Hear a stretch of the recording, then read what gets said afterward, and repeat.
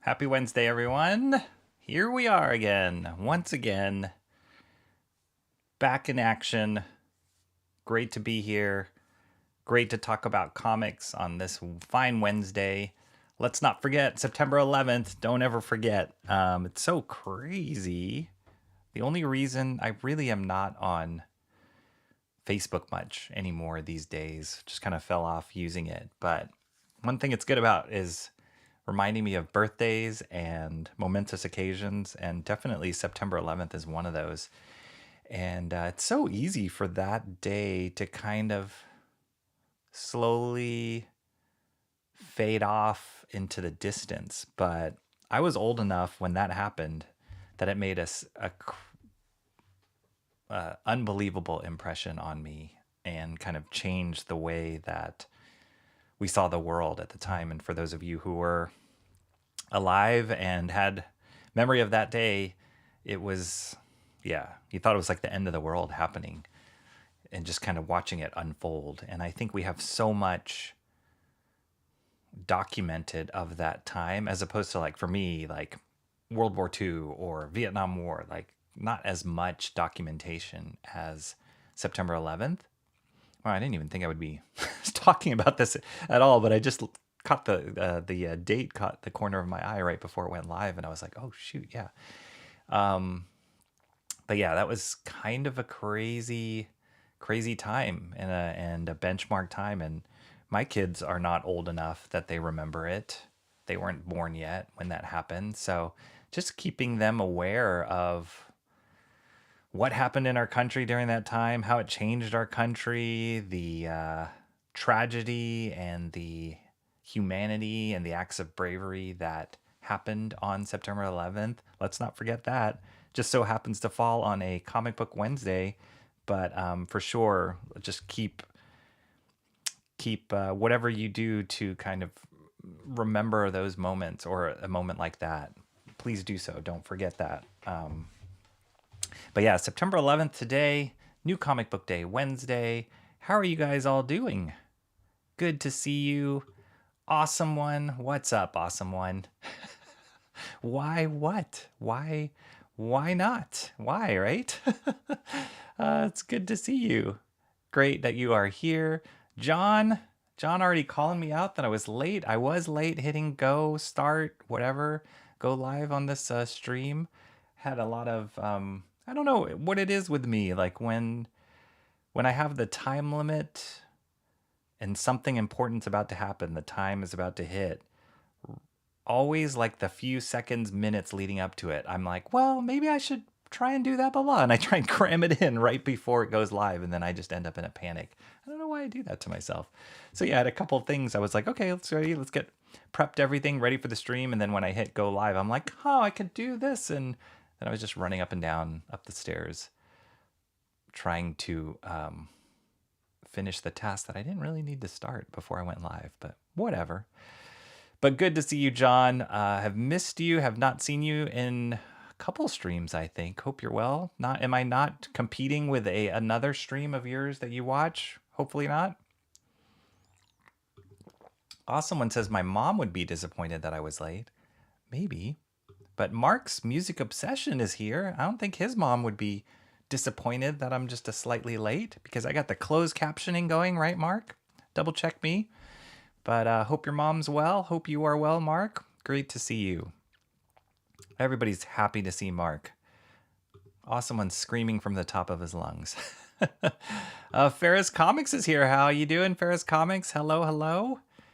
And Mark's driving home right now. Maybe he's home as we speak. Maybe he's settled in. Put the stream on his 65-inch TV. Who knows? Here we are now. Entertain us. Okay. Let me pull out my tap dance shoes and my puppet show, and we'll get ready. Ferris Comics says, got a question for you guys. I am thinking of ideas for my channel. Awesome. Would opening random comics packs from Ollie's be interesting? It would be not be an occasional thing. I'm not made of money. That would be cool. You know, one of the things when my son, when he was younger, when he started watching YouTube, one of his favorite things was watching people open up packs of baseball cards and I think Pokemon cards, even like random, blind packs. That's a thing. So I'm not sure what Ollie's is. Maybe it's a comic book store or whatever, but random comic packs, that would be cool. You know, who knows? It's always kind of cool to be surprised at the same time as, in real time as the person opening up the pack. So yeah, go for it. You know, the best thing is like just to try it out, Ferris Comics, see how it goes, see if people respond to it and the kind of response you get. That's kind of how my channel has evolved over time. Is I'd try a few things out and then some things got better response than others. For those of you who have been around for a while, you'll remember the infamous, what did I call it?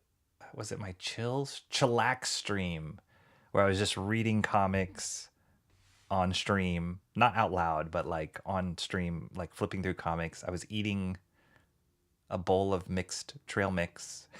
John will remember that. And I don't know what I was trying. I was just trying it out just because I had seen people do that with other things, not comics. It was fine. It was early on in my channel development, but needless to say, I didn't do that again. Maybe I will, but I didn't do that again. But my advice to you, Ferris Comics, is just go for it. Try it out. That sounds cool. There is a market for people opening up blind packs of stuff. So yeah, that sounds like pretty cool. And let us know. Let us know when you do it, and we'll come watch. We'll give you some feedback. Comrade Sammy. Oh my gosh, Comrade Sammy. Hold on a second. Comrade Sammy, I gotta go back. John, jeez. He goes, what's your name? He goes, John. Mark's music obsession.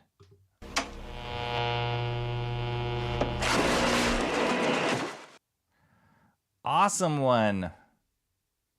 Yes, that's awesome. I totally forgot all the sound effects. So thank you for reminding me, Comrade Sammy, with your presence.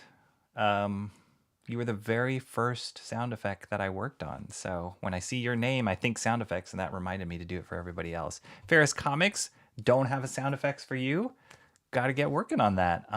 So yeah, you're on the list, my friend. But hang on, we'll get there. John says, Katie sends her hellos and sorry she couldn't make it. No problem. Great to see Katie. No sound effect for you, Katie. You got to be here to get the sound effect. That's the only rule. Cranberry Langers is here. Hey, yo, Rocky Ballesteros. What's up, Cranberry? This is a cranberry full of power. The gang's all here. Emo Trash is here. What's up, Emo Trash? Oh my gosh, so good to see all you guys. Is this a good time to stream? Maybe this is a good time to stream. I did wake up a little bit later today and then kind of had to get some stuff done. Went to 2 stores today. One, I went to Amazing Fantasy this morning, Frank's store. Got to chat with him and talk with him. Mentioned to him about the tragedy that happened with Invisible Comics, so we were catching up on that. And yeah, I was kind of just commiserating on that and met a guy at the store who he was like, oh, do you stream about comics? So I got to share with him about this channel. Maybe he'll come join. He was asking what the channel was and he sounded interesting. But it was one of those moments where the conversation kind of came out of us talking about particular books that were coming out that week. Just the usual discussion in a comic book store on a Wednesday. And we were just chatting, and I was chatting with Frank and blah, blah. We were talking about streaming. Frank was like, dang, your streams are getting super long, which they are. There's, one I'm doing like the super long streams are the ones, the drawing stream. So I think I had my longest stream, last drawing stream, the master study stream 2 nights ago went 4 hours. I had no idea it went that long, and I apologize for everybody that was there that long, but it went 4 hours. So yeah, and Frank was like, I don't know if he was talking about that particular stream or just the streams in general, but he was like, they're getting really long. And I said, you know what, Frank, like sometimes people just like to put it in the background and listen while they're doing other stuff. So, and I said, I'm not the longest streamer by any stretch of the imagination. People go for 7 hours, 8 hours, 12 hours, 24 hours. So anyway, I was talking to him about that. And then this guy who was in our conversation or just kind of listening, he was like, oh, do you stream? And we were talking about YouTube, got into the discussion of Cartoonist Kayfabe, how we've watched that channel, we're fans of that channel, and all that, all the stuff that surrounded that. And then, yeah, he sounded like he was interested in my channel. So who knows, maybe he will show up one of these days, but it was really fun. It was just cool to have that conversation and appreciate being at the store to do that. So I went to Frank's shop in the, late morning, and then swung by Comics Experience, the other shop, picked up some books there, had a little conversation with Zoe there in the store, and then got back here ate quick lunch and got ready for this stream. Cranberry Lane says, I remember when it happened before school. Assuming you're talking about 9/11, yeah, it was. I remember being woken up to that and getting a voicemail from my parents who were, I was here on the West Coast, my parents were on the East Coast. And they were just at the time we had an answering machine, which when you don't answer it, it just plays the tape. Man, old times, plays the tape and you can hear their voice going. And yeah, I remember my mom saying like, turn on the news now, something bad is happening. And then we just watched it unfold on TV. And I was calling my friends in New York, happened to get in touch with one of my close friends from college who moved to New York after college. And I don't know how it happened because shortly after, all cell phone service and everything was clogged up during, when everybody trying to call everybody, and it was just overtaxed, so you couldn't get through anybody. But I happened to get through to my friend. I'm like, "Are you okay?" And he was fine. He was shook up, but he was fine. So it was crazy. Emo trash finally derailing time. That's right. Let's get to it. The Wednesday derail. That's a setup, emo trash. Kind of is. Yeah, you're just gonna turn around and derail it. What's up? Adam's in the house. One of the newest sound effects. Here we go, Adam. This is Adam. Hey. Adam says, I ordered Aint No Grave, Grommets, Geiger, and Uncanny X-Men this week. All right, cool. We've got some overlap then. And I will go through my books that I picked up this week as well. So that's awesome. Welcome, Adam. The awesome one was just about to say Emo is bored of us. What? Your 4 a.m. stream, you mean? It wasn't 4 a.m. for you, John. I think it was. It was kind of crazy. But I started... What time did I start? I thought I started like 9, 10 o'clock my time, so it was totally normal. Ended up going past midnight, which, yeah, could go into 4 a.m. It was, hey, people stuck with it. They were there to the end. It was great. Rocky gets sudden ADHD to 3. Maybe. I don't think I have ADHD or ADD or any of the DDAs. But yeah, there's something about right before stream hits that I'm like, I think I'm going to go clean the house now. Or I don't know. It's kind of crazy. Awesome one is just screaming from the rooftops, dude. What's up? He's happy to be here. Good day, Mark's Music Mom. Hello to all the people. Back to drawing my corner. Maybe a Siro drawing like I was told today to just get this ished out of the way. Wow, Siro. Okay, good luck with that. Happy Wednesday, everybody. Ollie's is a surplus discount store. Oh, cool. And they sell comic packs. That's cool.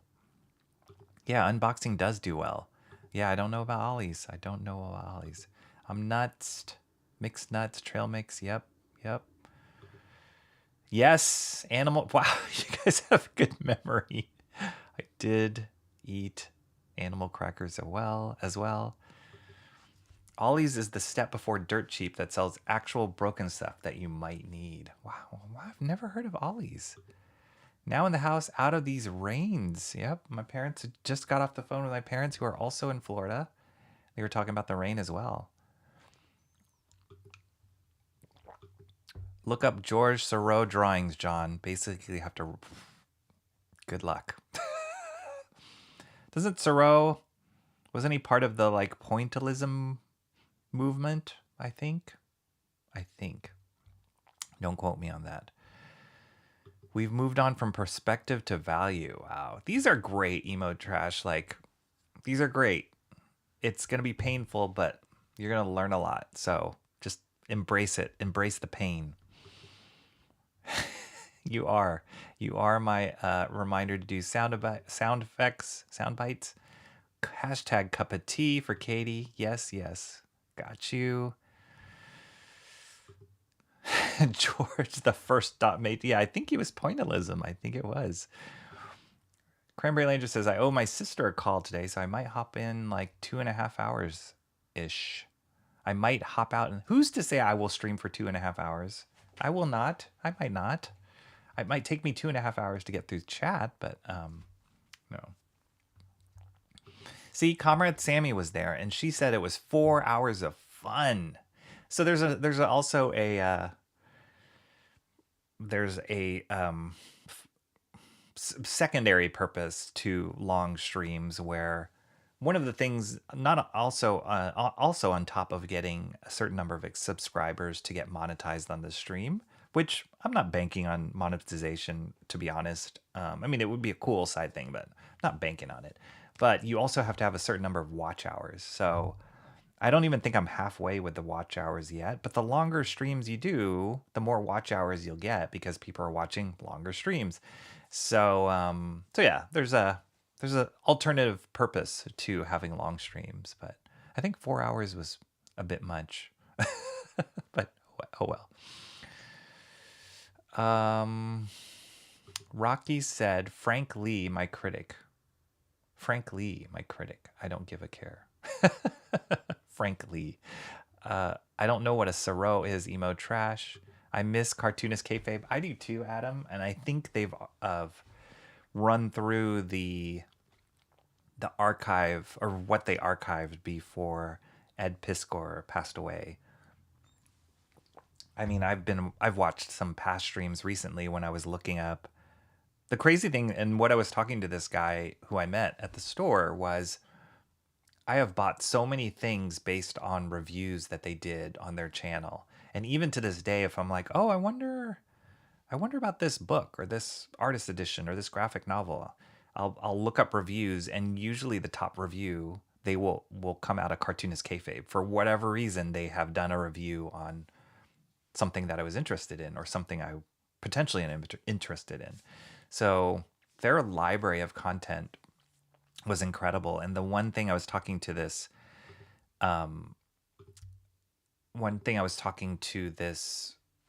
guy at the store about was just how infectious their passion was for comics, just how huge fans both of those guys, Jim Rugg and Ed Piskor, are of comics.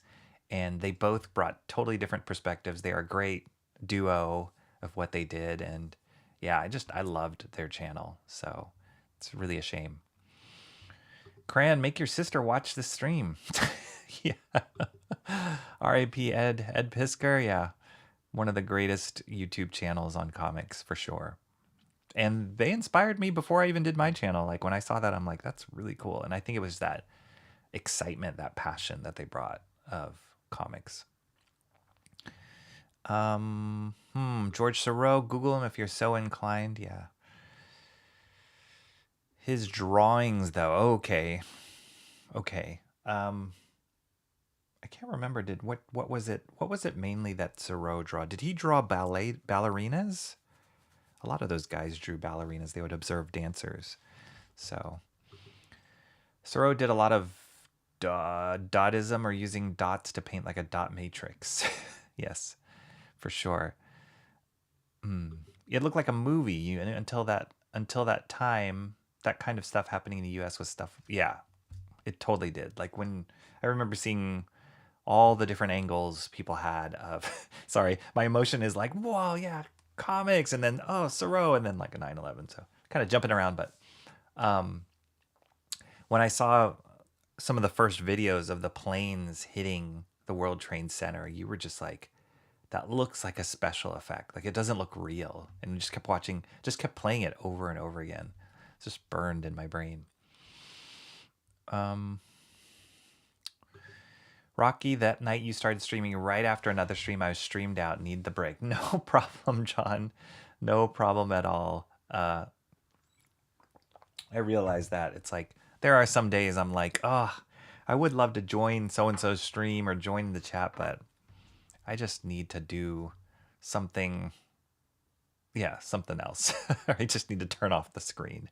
So I feel you, John. Rocky's parents retired to Florida. I'm shocked. Shocked, I say. Well, not that shocked. Everybody's parents retired to Florida, I guess. The pointillism was his paintings, not his drawings. Okay. Awesome One is telling the emo trash to draw something from there. I don't know what that is, but good luck. Probably will, because I don't care enough to be super detailed with it. John says, art is never finished, only abandoned. Leonardo da Vinci. John with the quotes. Man, it's got the good quotes. Mark's music obsession says he was already watching live when the second plane hit. Yeah, that was... It's right. It's because that first plane hit, shock. The whole country was in shock. Everybody thought it was an accident. And then the news was filming the area, the flames, the smoke coming out of the building. And then that's why they got so much more footage of that second plane hitting, because everybody was aware of the first crash. And then that's when panic just set in, because it went from accident to, oh my gosh, we're being attacked. So that was crazy. That was a crazy time. Yeah, that was it. It definitely changed our country. I mean, how many policies, how many security things changed, the wars. Yeah, that was crazy. The politics that changed, how it changed our politics, how it changed how welcoming or not welcoming people were.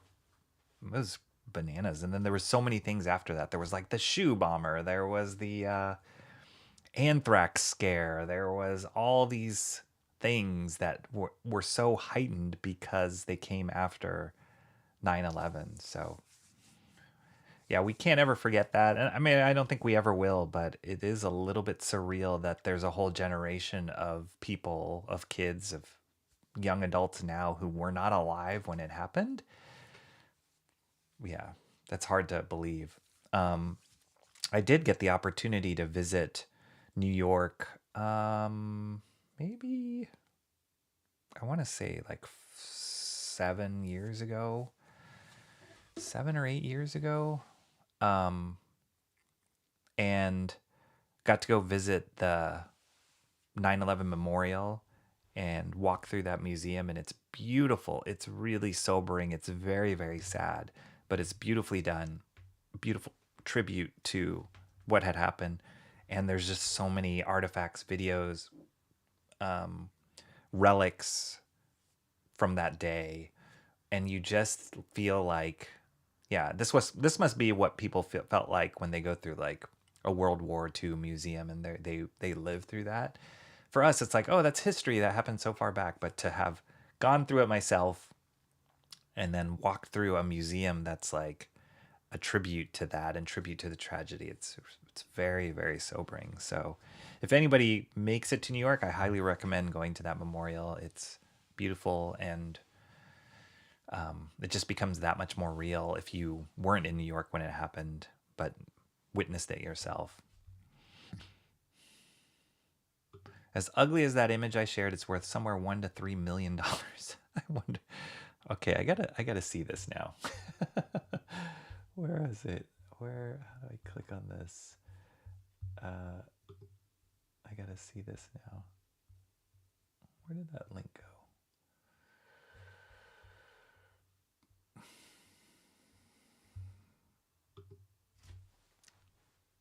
Oh, it's a Seurat drawing.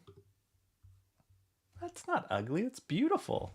That's beautiful. So atmosphere, lighting, $1 to $3 million. I can see how people go, really, for that? But, you know, it's a master. Beautiful. It's not ugly. I heard someone say once, Florida, where people go to die and party, sometimes in the same night. Awesome One says, I was working nights and a roommate called me to turn TV on. And I saw a second plane hit, or was it explosives? I remember being traumatized in high school with a documentary of some guy that was bold enough to record everything that was happening in the lower floors. There's a lot of them. I saw one documentary, I can't remember the name of it, I guess the documentary was originally supposed to just be about this fire station, and he was just following them, the day in the life of these firemen that lived at station, I don't know, 9 or whatever. And it just so happened that while he was there, the 9/11 it was on 9/11, and so he continued to film and had some of the most horrific footage. And I think a lot of the people in that particular fire station died too. So it was kind of like a boots on the ground in the middle of the horror of it all from a fireman perspective, because he had that access. So yeah, that was crazy, and it was really, really well done. Fellow 18-year-olds and younger were wanting to die in the war and were talking about lying about their ages to get over there and make bad guys bleed. People aren't told all of these things. Yeah, I remember a lot of people who wanted to like enlist after that happened and fight for the country. So even not young people, I remember some middle-aged friends of mine were like, I'm going over there. I want to go over there. So yeah, it was a crazy time. What's up, Timmy Mello? Hail, chat. How are you doing? Ben Grimm monocle in the house. It was sophomore year for emo trash in high school. If you want to cry, testimony of a fellow CG creator, Von Coleman, as he shares his feelings of losing his dad in the towers. Oh, who else was it? There was somebody else famous. Oh, Pete, oh my gosh, the comedian, Pete, SNL comedian. His dad died in the towers too. Yeah. Okay, enough with the mushy stuff. Oh my gosh. Most of them died directly or got cancer. Yeah, from the all the smoke inhalation and the poisonous stuff in it. Yeah, it was like on top of everything, right? You survive this horrific thing. You're out there like helping people, risking your life to like save people, and then you get lung cancer or whatever. Ugh, it's just a mess. Thanks for the fellow back on Instagram, Rocky Bell. No problem, Timmy Mello is great. Yeah, great to see your account, and look forward to your studies and your drawings and all that kind of stuff. I don't think you posted anything on... You had mentioned you are studying that Wolverine Hulk cover, the Todd McFarlane one. I don't think I saw anything posted on that, but I hope you post some of that, because that would be awesome to see your progress. Pete Davidson, thank you, Cranberry Langers. Yes. Yeah, I think his dad died in the one of the towers. I had a friend, so my two 6 degrees of separation or whatever with people that were connected to the towers. One, I had a friend of mine, a college classmate, who I think he was working as a waiter at the restaurant at the top of the world. And prior to 9/11, what I had heard, I didn't keep in touch with him that much, but what I had heard from other friends of ours was, I think a piece of glass or like a drinking glass or something broke in the kitchen, and his eye got a shard of glass like scratched his eye, and so he couldn't work. He was out in the hospital because of what happened, and so he was not working that day that it happened. So that's kind of crazy. And then the second thing that I heard was, or that did happen was, so Seth MacFarlane, the creator of Family Guy and American Dad and Ted, the huge Hollywood director, creator, animator, artist.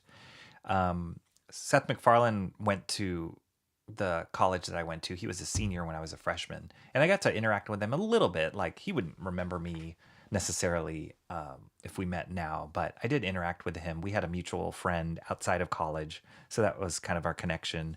And also I saw him in the animation department. Anyway, so he was actually supposed to fly from, I want to say from Boston.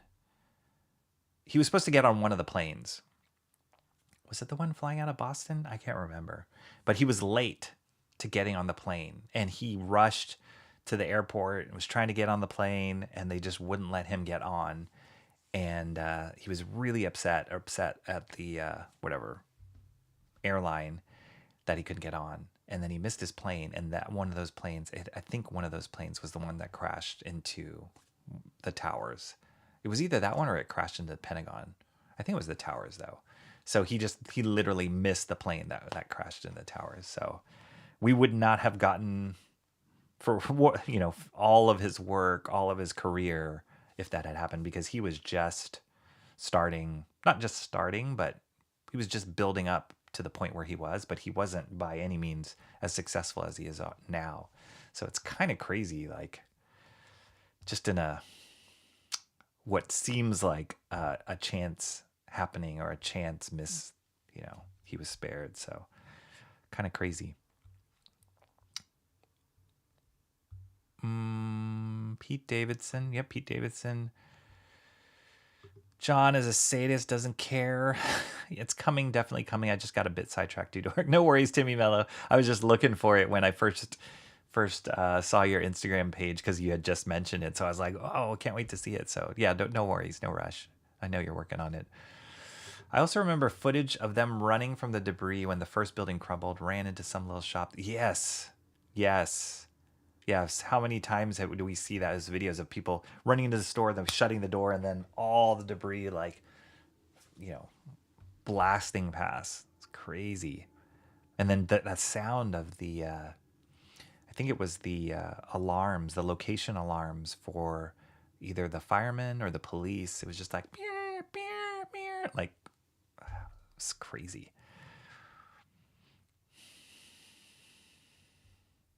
I also remember in 8th grade, we were shown a CNN clip, I think, and was explained to us that they cut footage after a while because people started, Yep. There's that famous picture. They showed that picture in the museum, and it's of a person leaping from the building, but however his body was, not to get too graphic, but however his body was kind of stretched out, it was almost like, they called it like the Superman pose because he had this one leg bent and the other one stretched out. And if you turned it upside down, it looked like Superman flying up in the air, but it was pointed down. And, it's one of the prominent photos of that moment that somebody was able to catch. So really crazy. And total aside, like another event that reminded me of that, of being in school when it happened, was the Challenger explosion. I was in middle school when that happened. We were all watching it. It was exciting. One of the teachers at our school, at our elementary school, she was actually applying to be the teacher that got to fly up in the Challenger. She didn't get it, obviously, but that was why the news was there and at our school, and they were getting us all to watch the footage live of the Challenger launching, and then that explosion happened. And I remember watching it as a kid, going like, is that supposed to happen? Like, what? That doesn't look like the way it's supposed to look. And then it just went from like this excitement to dread. Whew, really traumatic. That's right. Seth was supposed to be on that flight to New York, but stepped off. There he is. Lots of people changed their planes that day late getting to work. Yeah. And I think that, when we get delayed, we get stuck in traffic, something gets side railed or derailed, something gets emo trashed. We get so angry and upset, but we really don't know what we are being protected from or guided in a different direction from. We really don't. We just see the inconvenience and the disappointment, but yeah, you just never know. Never know how life is guiding you. This ain't a comic stream. This is just a 9/11 tribute. I'm sorry. Anyway, I know we're getting there, but we do have to give this moment, right? I want to give this moment. Not that I was planning it, but it's good to talk about it. Just so that we can say, just so that we honor that tribute, honor that day, because it is a momentous day. There's a successful pro wrestler who goes by Zelina Vega, whose father was a firefighter who died in 9/11. Yeah, a lot of people are affected. Joe Rogan was talking about when he saw that happen, the Challenger explosion. By watching Christmas 2000 with mom. Okay. All right. We're done with our tributes, everybody. Let's get to some comics, shall we? I picked up 4 books today. I actually was thinking about I was thinking about possibly combining this stream with drawing some more on this Will Eisner page, because here, I'll show you guys. For those of you who weren't on the 4-hour stream,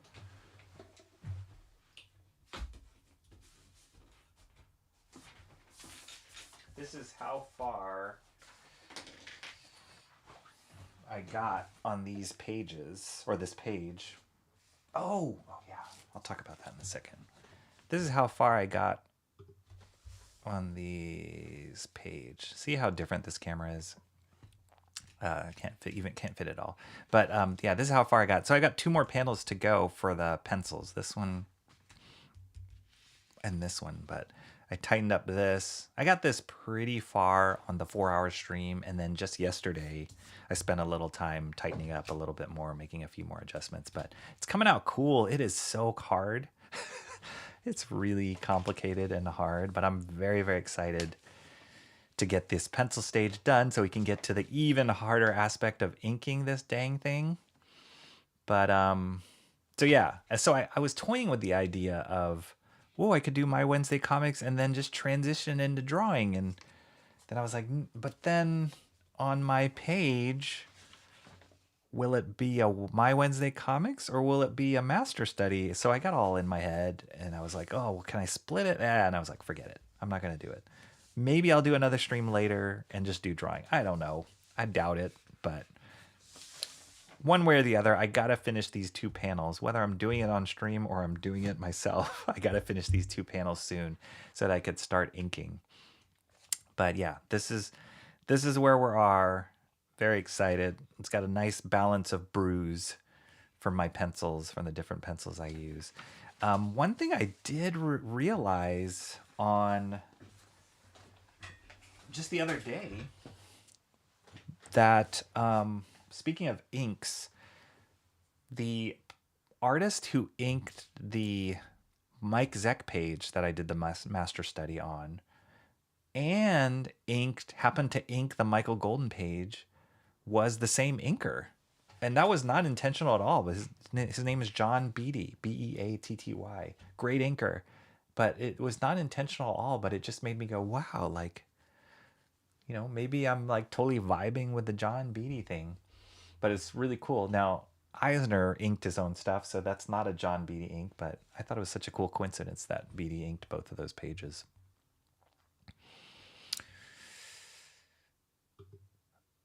People who have nothing to do kill innocents instead of building up your own place. I am the reason, Emo Trash says, I am the reason people are inconvenienced to save their lives. No need to thank me, Rocky. Emo is why people don't conceive. What are you talking about? Cranberry Langer says, it looks good. Thank you, Cranberry. Of course, I missed the 4-hour stream. It was during the creature. Yes, it was, Mark. We don't even worry about it that you're not there. We would love to have you there, but I'm realistic too. Do a late night drawing stream, maybe. I might be able to do it tonight. We'll see. We'll see how the rest of today goes for me, other than this stream. Mark, I ended up watching 4 other streams besides Rocky because he ignores chat sometimes. No, I don't. Comrade Sammy likes not sleeping at night like a ninja. Yeah, she was chamomiled out. She was ready to go with she was awake and present during that 4-hour stream. She was chilling. Late nights are for replays. There you go. Okay, so like I said, I got 4 books today. First book, Transformers number 12. I believe I heard on another video that this might be the end of this particular arc. Don't know. Great cover. Super cool cover. Drawn by Daniel Warren Johnson. I think he's still doing at least one cover for each of the books. They have a whole bunch of variant covers every month that these books come out, but I believe DWJ is still doing one cover. But this is awesome. It's just like such a cool image of Prime walking, towards the center of, I'm assuming, the ship or this portal. all this like waves and water and stuff. So it's really cool.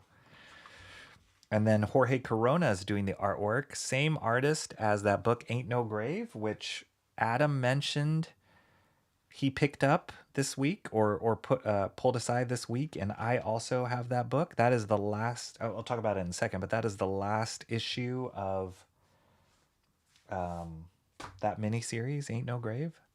So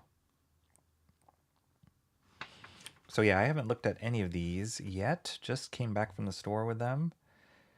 I'm amazed at how Jorge Corona could be doing this and Aint No Grave at the same time. My hunch is that he must have finished one before he started the other, and they just banked it. Because there's no way, like, he did not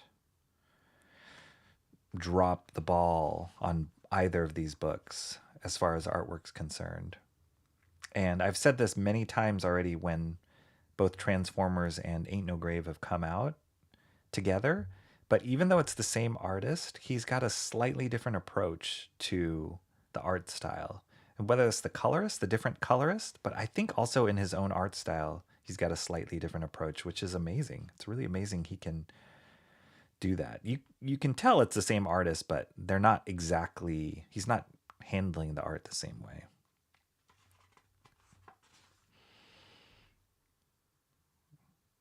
It's cool action stuff.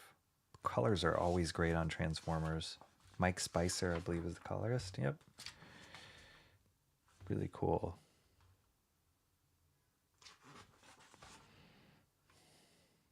That's great, like, perspective here to give the scale of Prime next to a human being. And I feel like the cartoon did that really well when the first cartoon came out. And there's nothing cooler than seeing humans like racing around and interacting with huge giant robots. It makes it, and they've done it well in this book. It makes it a threat. Like you're like, oh geez, they can get squished and like destroyed. But also it's like when they're on your team, it's like, yeah, I got big robots on my side.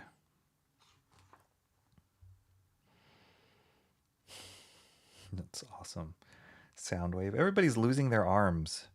That's just the thing that happens. People lose their arms. Wow, that's a powerful image. I'm gonna zoom in here so you guys can see that.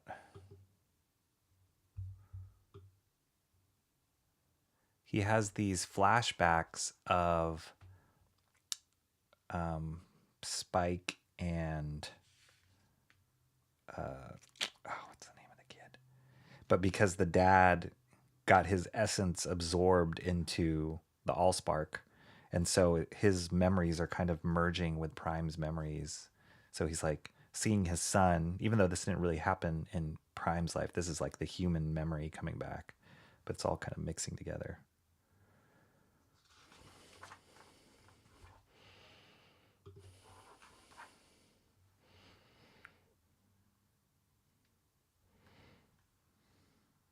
It's cool.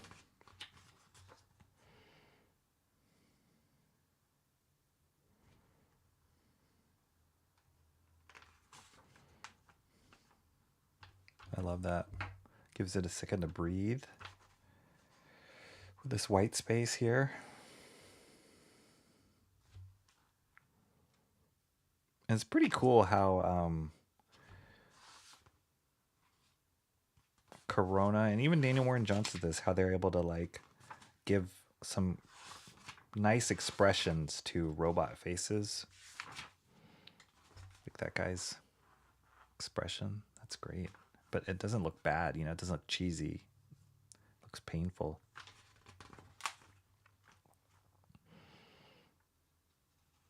Jeez.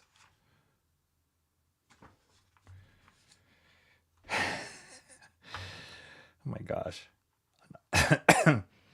On Beachcomber on a surfboard? Come on. Prime surfing in a tidal wave? What the? It's amazing. Huh, maybe it's not the end of the arc. This doesn't look like it's the end of the series. That's crazy.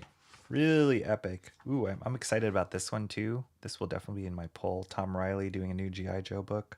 Tom Riley and Josh Williamson, the team from Duke. Now they're working on a G.I. Joe book. This looks awesome. Cool. Transformers. Holy moly. It's getting good. I mean, it's staying good. So I guess this wasn't the last one. Transformers 12. I don't know. We'll see. We'll have to re-up that. There we go.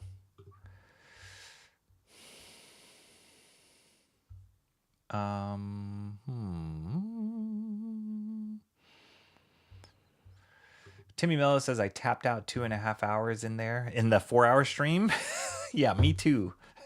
Even though I was on screen 1.5 hours more, I tapped out. No, I don't know. That night, I just caught a wind and just kept going, and it never felt really tired, and it was almost like refreshing for me to continue drawing. So, but thanks for being there for 2.5 hours. I appreciate that. Emo Trash no longer feels like drawing this corner. Draw it out. Rocky, have you seen Beetlejuice yet? I have not, but I'm looking forward to see it. I have not either, and I am looking forward to seeing it. Yeah, we'll see. Like, it could be really bad or it could be really good. I feel like it's gonna be good. I have a lot of confidence in Michael Keaton, a lot of confidence in Tim Burton, and I love Winona Ryder. Had a huge crush on Winona Ryder when I was younger, and her work. And that world is just so fun. The original Beetlejuice is so good, and even the stage musical that they did of Beetlejuice was really good when I saw it. So yeah, I'm excited to revisit that world. Hopefully, I mean, it's good that there's a lot of makeup effects so that you don't feel like you're looking at super old Michael Keaton, like your heroes kind of get older. But yeah, I am looking forward to seeing that.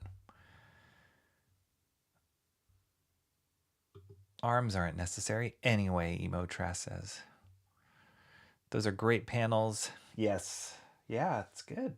It's really good. Just when I expect them to, like, the quality to drop off, they don't. And it's good. I think that monthly books after the Image era, 90s, 2000s, monthly books got a horrible rep because none of the Image books were very reliable coming out on a monthly basis. And a lot of the Marvel books and DC books kind of fell that same route. And I lost, like, it wasn't since Uncanny X-Men that Mark Silvestri, Chris Claremont, all that stuff, did I pick up a monthly book. So it was a long time.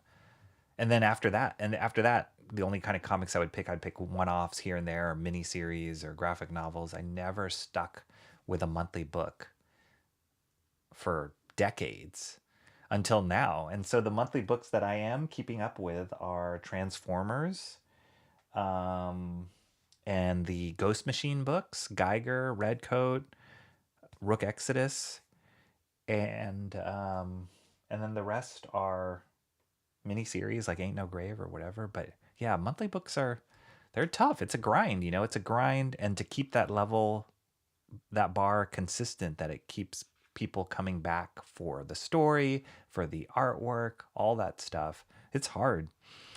So I really give a lot of props to Skybound, the Energon universe, for maintaining that. I'm already 12 issues in. That's I've never picked up 12 issues in a row of a series in, I don't even remember. So it's awesome. I'll still keep going. They have not failed me yet. Emo Tress says, I have decent hopes for Beetlejuice. Tim Burton can do no wrong. It'll be fine. Oh, I can show some Tim Burton stuff I have, guys. I have some cool Tim Burton stuff. Yeah, maybe I'll do that. I saw a great exhibit of Tim Burton in Taiwan a few years ago. Randomly ran across it. Amazing exhibit. And yeah. I'll do that. I'll pull out some Tim Burton stuff. Great. Thank you, guys. Great suggestion. I mean, you didn't suggest it, but we're talking about it. Mark's Music Session brought it up. Emo Trash talking. Yes. I'll pull out some Tim Burton stuff. Cranberry Langer says, I was a freshman, not a senior when it happened. Oh, okay. Michael Keaton is a great actor. He's a great actor. Super. Yeah, amazing. More Pistol Packing Reaper books. That's right. That's right. Yeah, I got some great Tim Burton stuff. Oh, I'm so excited.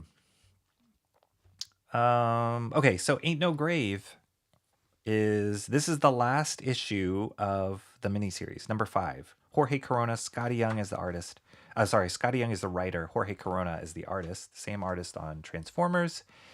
Different colorist, Jean-Francois Beaulieu. I have assumed this in the past and will assume still that he is a French artist. And but his colors are really good, have been good this whole series. And the story has, hold on, let me just give a thumbs up to this message and a thumbs up to this message.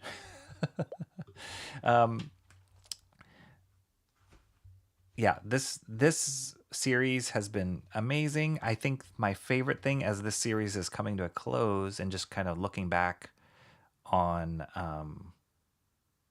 everything up to this point so far, I love the genre. This Western fantasy genre is cool. Jorge Corona's artwork is really stellar. He's a good designer.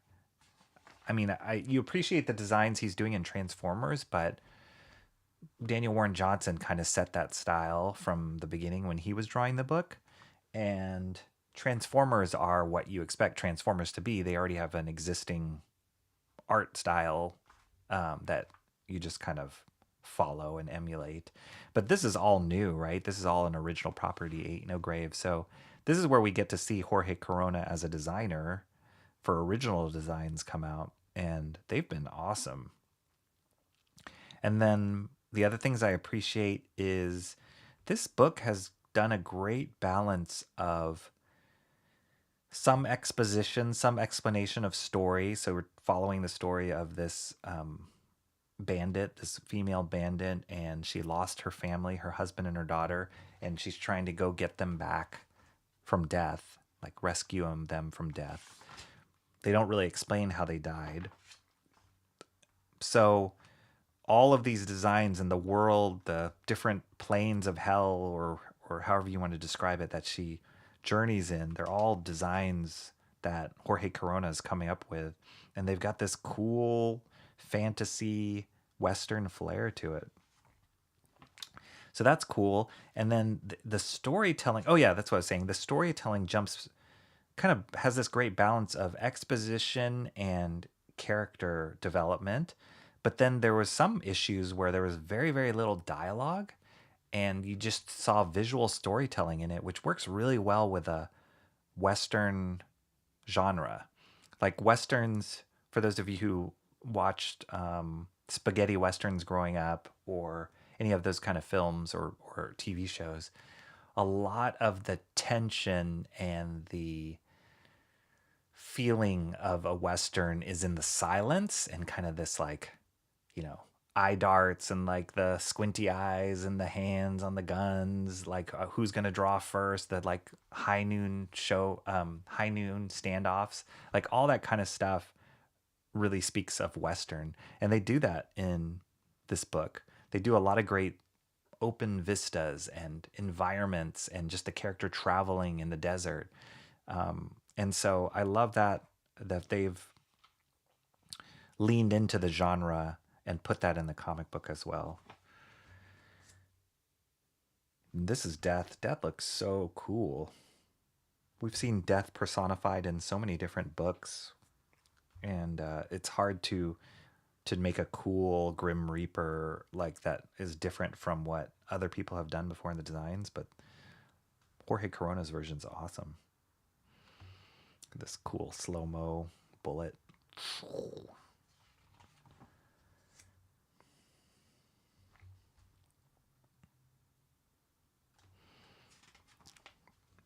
Yeah, these colors are great. It's just like almost a solar eclipse and a high noon standoff.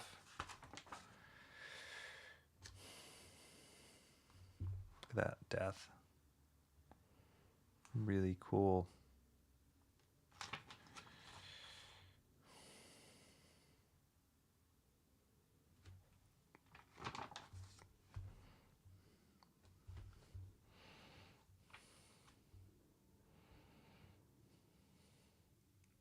Timmy Mello says arms and shoulders are hard, but you can't skip around them.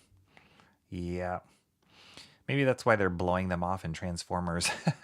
They're like, it's too hard to draw gun arm. Blow it off. That's definitely French. Yeah, that name is definitely French. It could be Canadian. French Canadian, maybe. So it seems like, yeah, he has, she has this standoff with death. And yeah. Seems like she loses or something.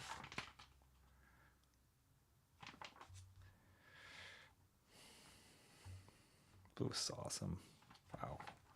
Hopefully I'm not spoiling this for you, Adam. If I am, close your eyes. I know you have this on your pull. And she has this flashback here. There's her family, her husband and her daughter. And looks like Death's giving her a little bit of a moment here. Ooh. I guess that didn't end well. I guess that didn't end well. Dang. All right. Alrighty then. It's a feel-good story. Oh boy. This advertisements for Scotty Young stuff. Well, that's pretty crazy. Ain't No Grave, number 5. Very dramatic. Dramatic ending.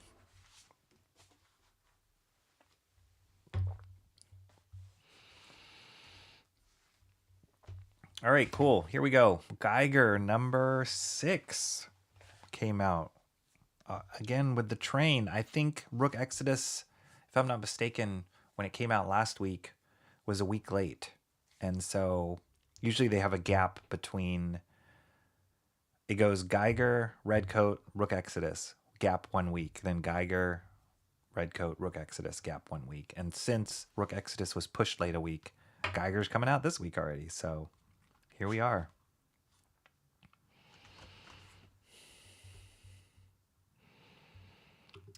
That's definitely how people would picture Death in a Western theme. Yeah, it's great. Love that bang page, double page spread after. Great art. It's great. Great colors. Absolutely. Yeah. They did it. It's good. No question that's going to be compiled into a graphic novel. Who knows if they will add extras to that, but it's a nice mini series there with some awesome art, fun story, fun genre,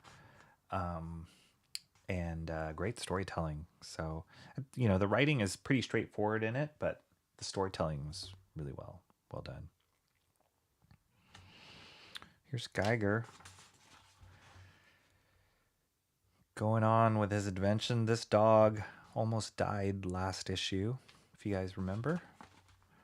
So it seems like this is a dog-centric story. Two-headed dog. Wow. Three-eyed zebra. Amazing.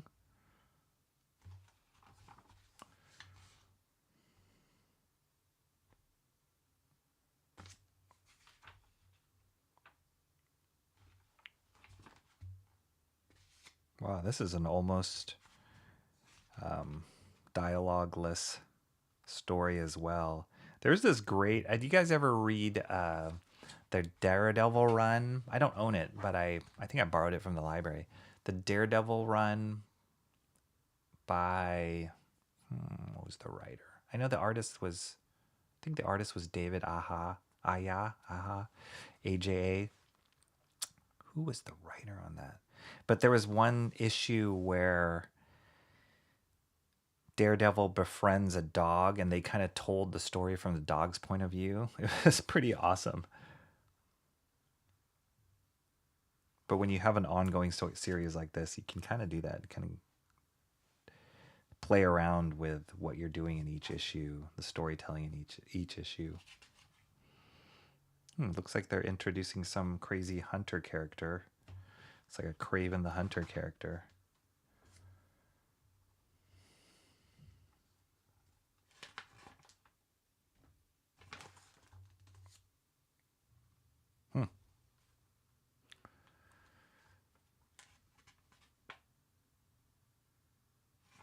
These animals going crazy.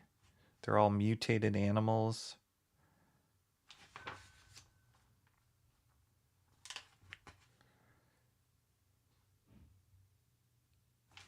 Wow, it's like a whole animal story, whole zoo story.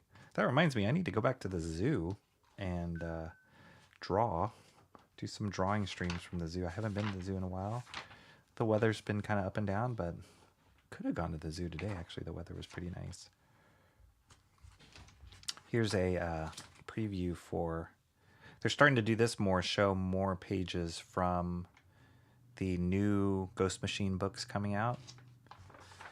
Hyde Street is a big one, kind of a horror genre.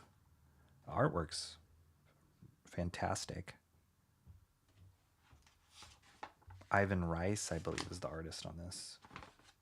And Danny Miki is the inker. Yeah, this is great. Great artwork. Like I had mentioned a few streams ago, I don't know how much of a horror genre comic will keep me, but I'll pick up issue 1 of this one, I think. Just based on these preview pages. The artwork's awesome. Whoa, cool. Junkyard Joe toy. Wow. 6-inch super articulated figure. That's cool.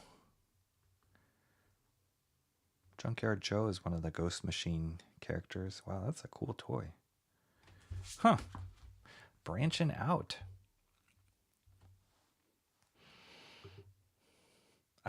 Mark's Music Obsession says, I backed what is going to be an awesome children's book, The Splash.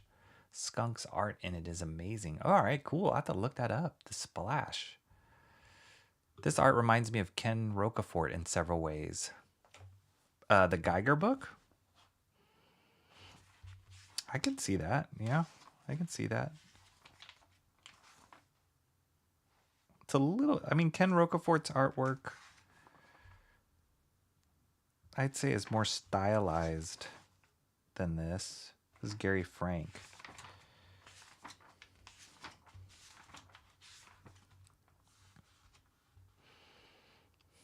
Zen Zebra. I don't think I might remember that Daredevil issue. I think I might remember that Daredevil issue. Yeah, it's awesome. I think they even... I want to say they did something about that in the live action series. Maybe I'm making that up. Could have sworn that they referenced that in the live action series. Anyway, it was cool. It's just a cool thing of like, oh, you can only, like, who would want to see a storytelling from a dog's point of view? Like, it only works in comics, really. It's awesome, though. And it's awesome to see, like, how you would plot that out and think about that. What the dog would be looking at, his perspective, like, not only his mental perspective, but the perspective of what he's looking at things. And what is the wolf's name again? Was it?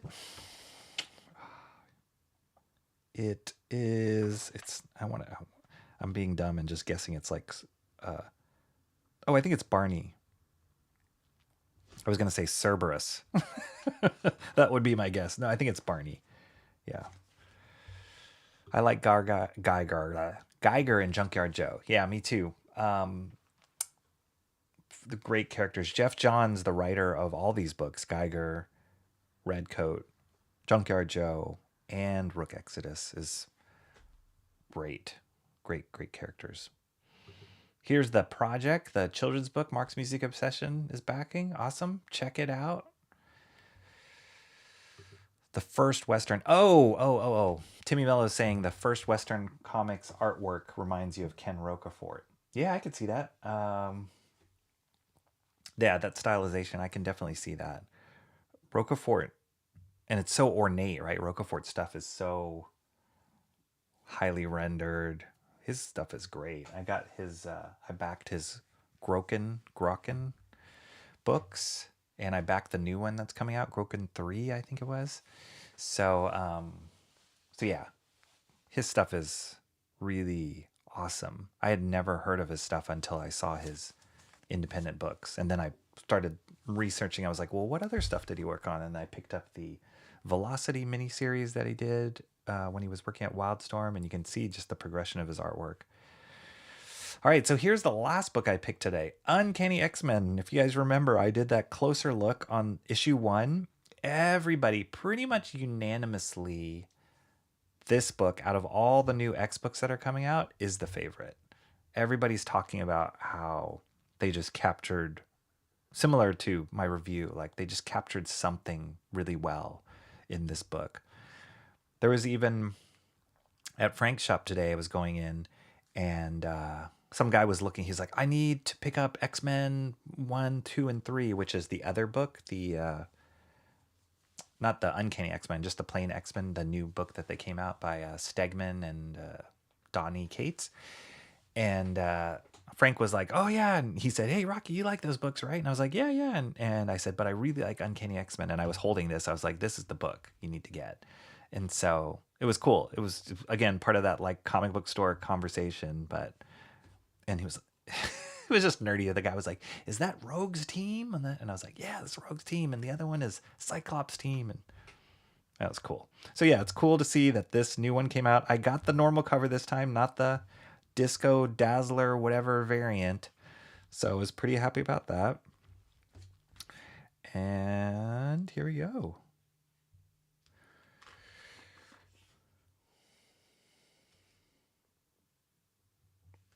Who is this?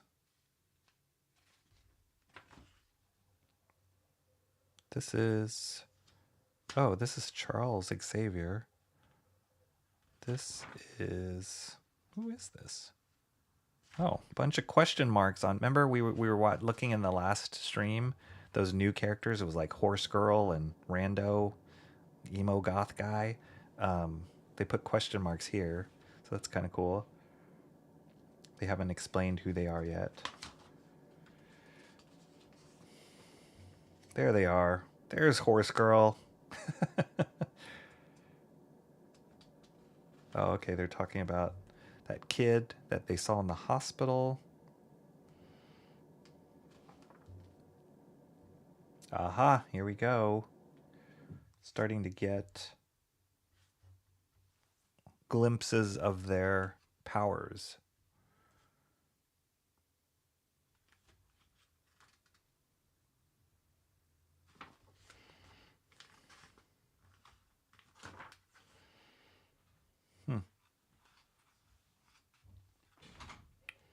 That guy's creepy.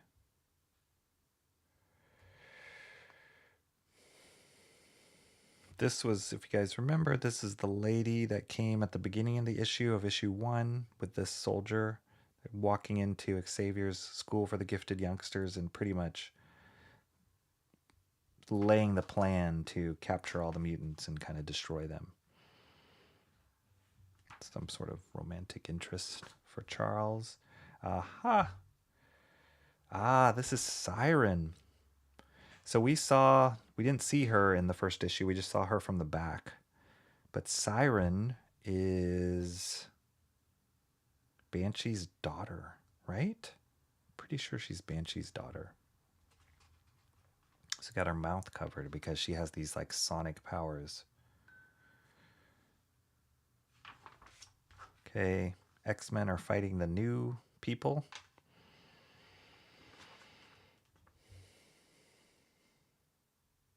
Jubilee is now here.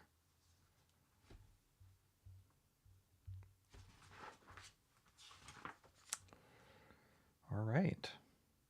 Oh. Okay, so how are they kissing? I don't know. I don't know the story of her being able to control her power not absorbing people. There must have been something that happened in the past. This guy. All right, all right. Cyclops. The artwork looks cool. Looks really cool. This is the girl. This is the thing in the forest that captured Fawn. That deer mutant character. All right. Well, looks cool. Looks like they're just kind of giving you more bits of what they're setting up in the first issue. I think the core, the key for me will be, are these new characters interesting? And how do they tie into the plot? Who is this girl? Like, romantic interests for Charles Xavier. What's going to happen to Siren?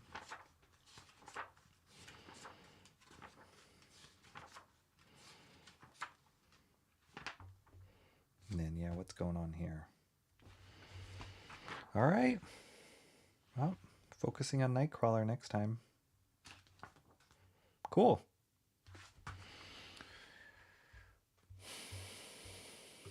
X-Horse time. Yeah.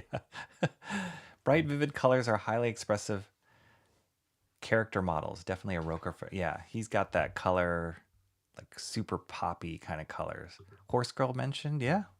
I guess her horse is like a Pegasus or something? Pegasus Knight? That's cool.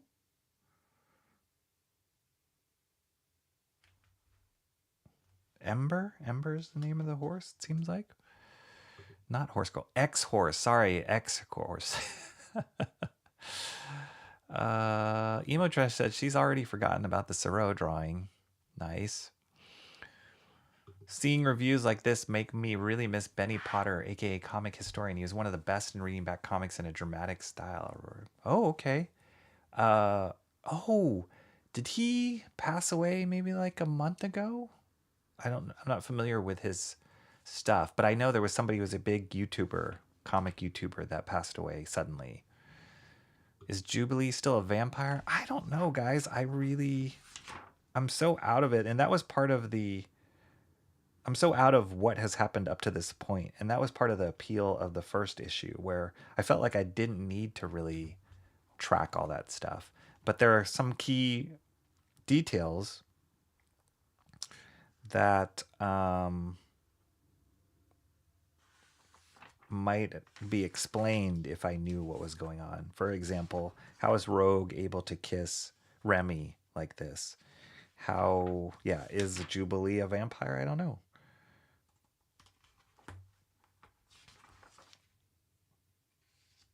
Yeah. So yeah, we'll see. I think so, Adam. I think Pro X love interest is Moira. Oh, the Professor X love interest is Moira. Is it though? I thought Moira McTaggart is she was a brunette and Irish. And the way that Chris Claremont wrote her, he would really lean heavily on that accent. So there'd be a bunch of like Irish sayings, dinner, blah, blah, blah, like how she would like the colloquialisms in her dialogue. Doesn't seem like this girl is doing it.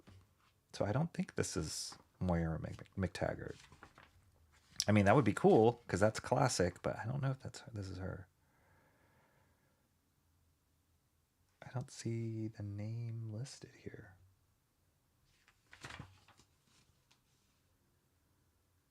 No, it's not. Here we go.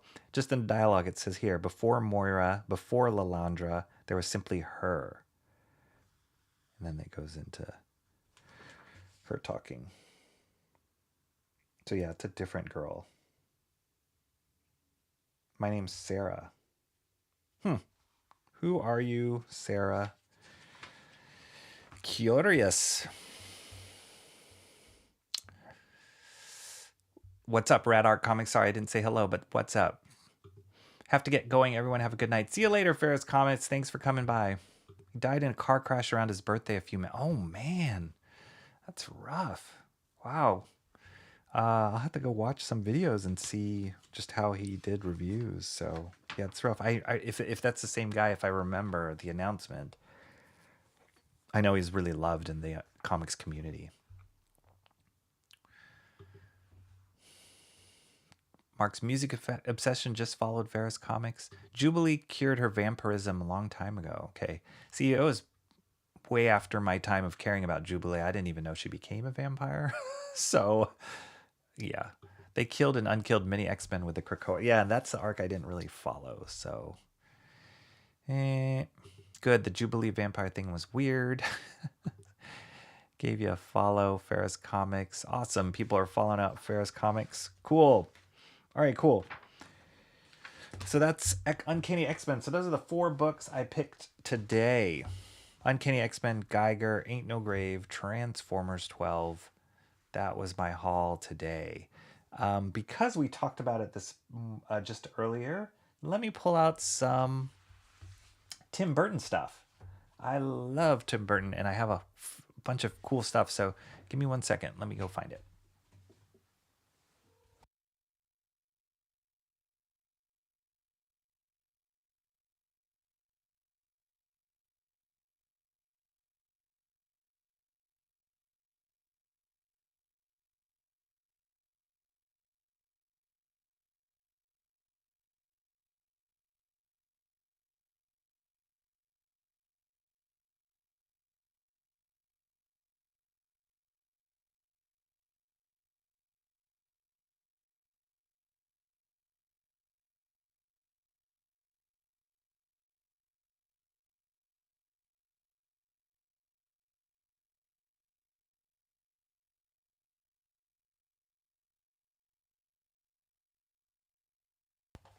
All right. Adam says, yeah, last I know, Professor X was dead. So that could be a little confusing. And maybe he still is. I don't know, because it was kind of a flashback of what they were showing in this Uncanny X-Men. But yeah, who knows? Who knows? We'll see if I have to...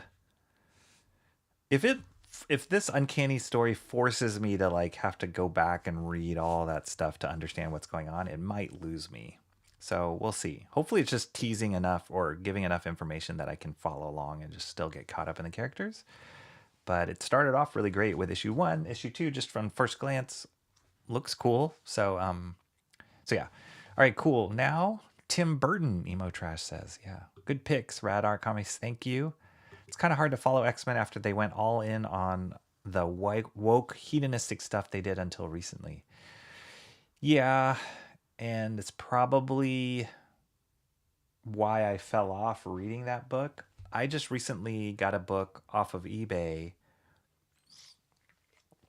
and I won't spoil what it is, but it's definitely during the time period of Uncanny X-Men that I was really into.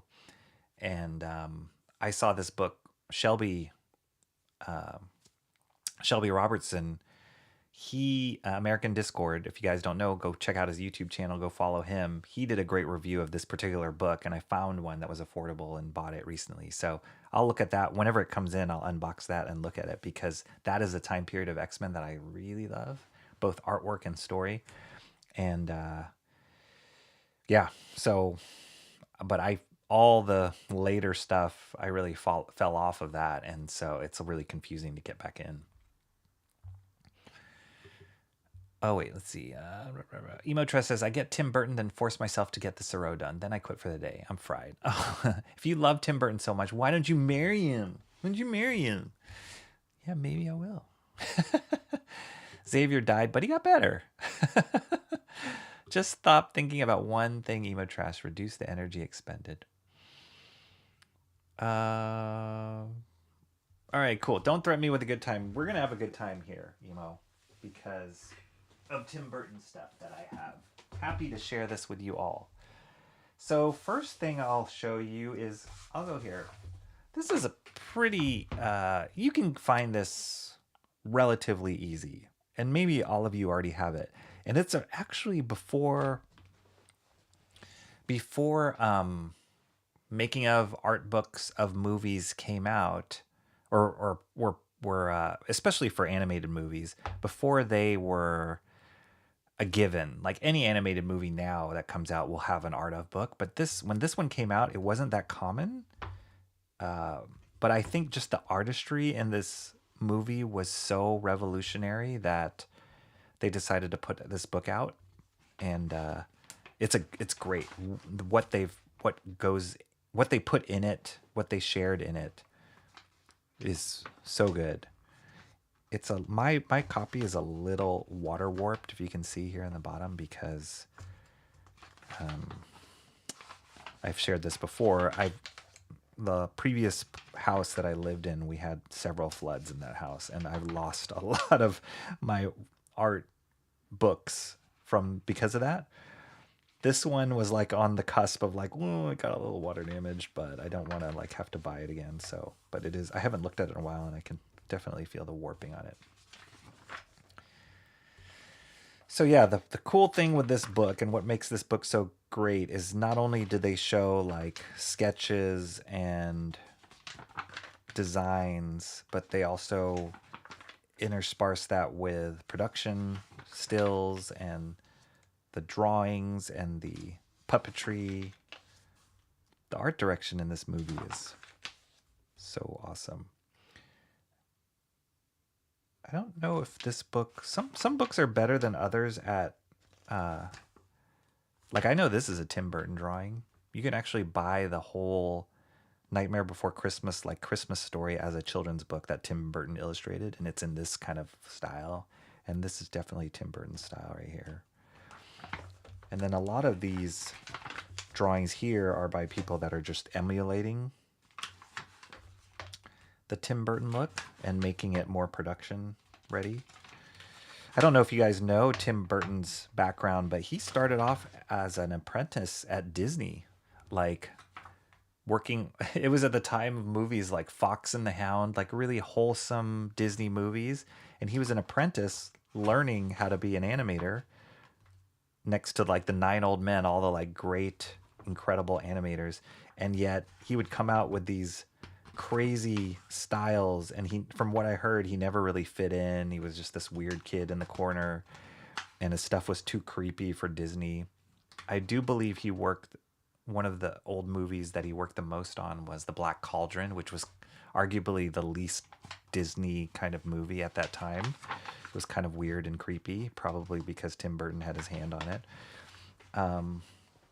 So yeah, he never totally fit into the Disney aesthetic, but he just stayed true to who he was.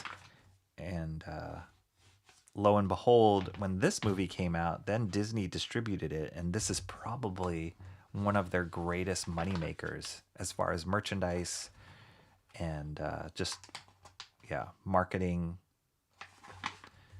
This has made them so much money, and it took Tim Burton leaving and doing his own thing to be appreciated by Disney. But Tim Burton, he was contemporaries. Like he was in the same class as like John Lasseter and Glenn Keane, all these like legend animators. He was in that class.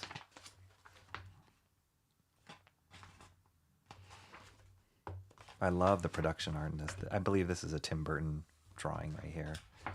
It's like really scratchy pen and ink. Yeah.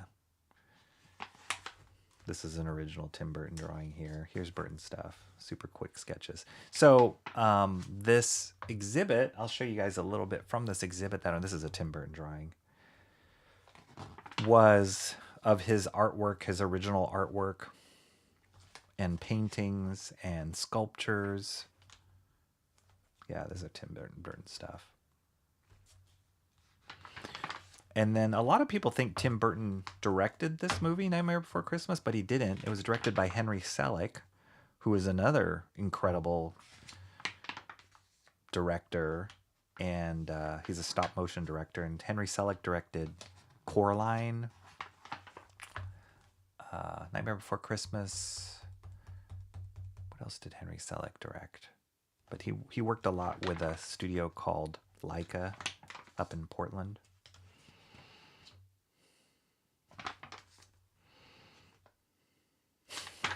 I haven't looked at this book in a while. These are some great drawings.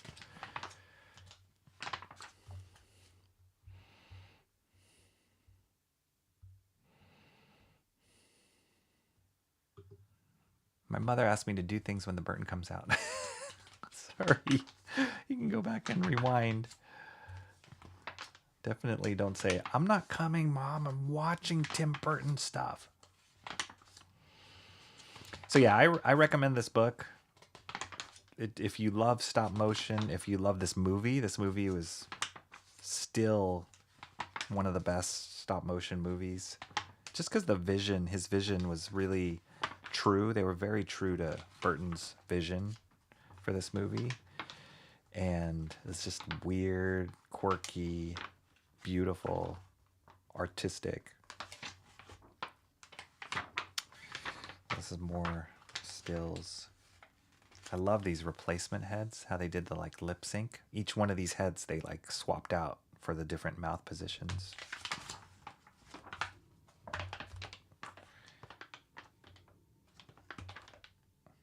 There's more Tim Burton drawings right here. So some of these I saw the originals in person. I'll show you guys a little bit. I have a catalog from that exhibit I went to. This is Henry Selick right here. Okay, so this book, like I said, you can still buy this book. Great one, worth it. The film, The Art, the Vision of Nightmare Before Christmas.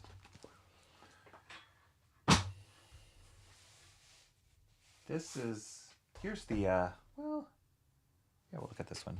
This is the catalog. So I was in Taiwan for a holiday a couple years ago and was walking through, it was one of their main like monuments, museum. And, you know, it was kind of like, they showed like the history of Taiwan and some military stuff or whatever. And I saw this sign in the corner, a banner, and it was like for the world of Tim Burton. And I was like, whoa, wait, where is that? And the dates were for when we were there. And I was like, where can I find this exhibit? So I went and talked to somebody that worked in the museum, and they're like, oh, it's right over there. It was like literally in the same building that we were at. So I was like, what? So I told my wife and my family, I was like, I am going to that exhibit right now. And I actually took my daughter with me. And we went straight to the exhibit. And yeah, here's the tickets. It's pretty cool. And we have a little timeline. Got to put a little stamp here. They had these like stamps. Yeah, this was the map of the whole exhibit. But like, what were the chances that I would walk into this building that they had a Tim Burton exhibit? And like, I was, you know, I wanted to know about the history of Taiwan and blah, blah, blah. But I was like, I am going to this. See you guys later. So it's a whole exhibit on just his stuff. Unfortunately, the catalog is all in Chinese. But here were some of the drawings from the original, from the exhibit. These were original drawings there.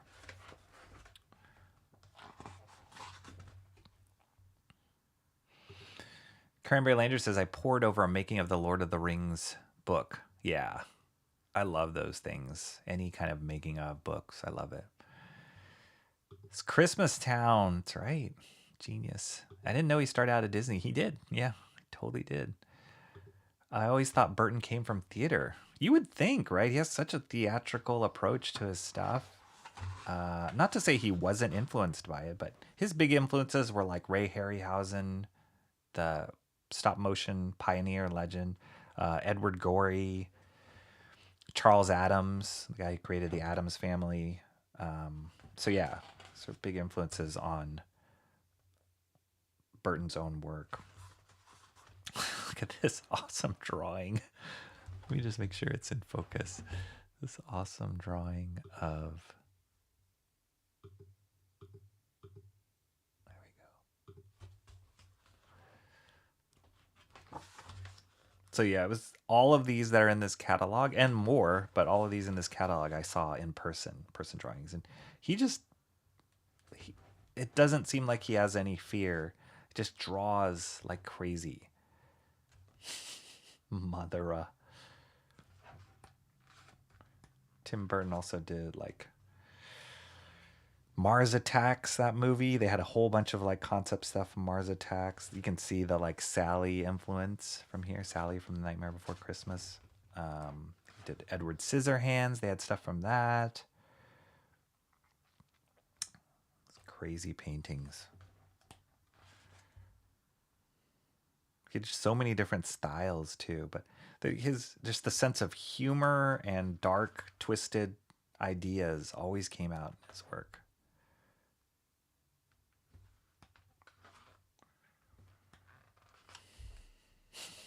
He also did that he did a short called Frankenweenie, which they ended up making like a feature-length movie of.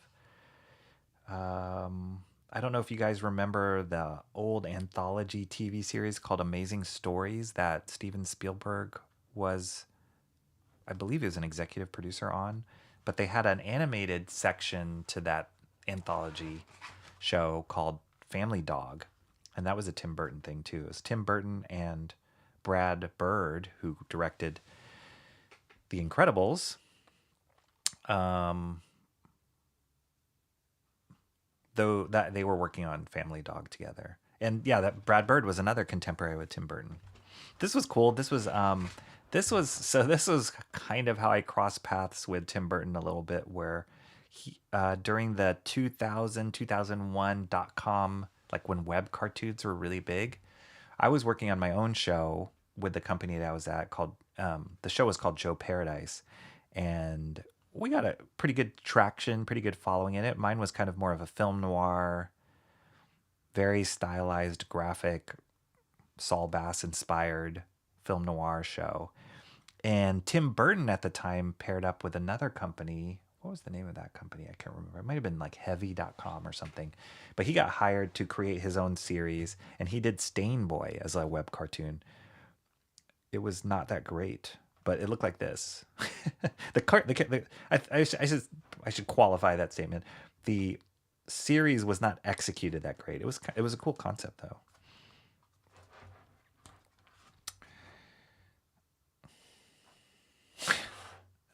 What a disturbing image. And then also we know that Tim Burton worked on Batman, the Batman movies. You can see all that influence in here, or just his artistic influence in those movies. You can see it in his own artwork. Great pen and ink stuff. What's going on here? Oh, this was like a sculpture there. He loves these kind of dog, like Frankenweenie kind of look like this. Zero from Nightmare Before Christmas kind of looked like this, and Family Dog kind of all had this look.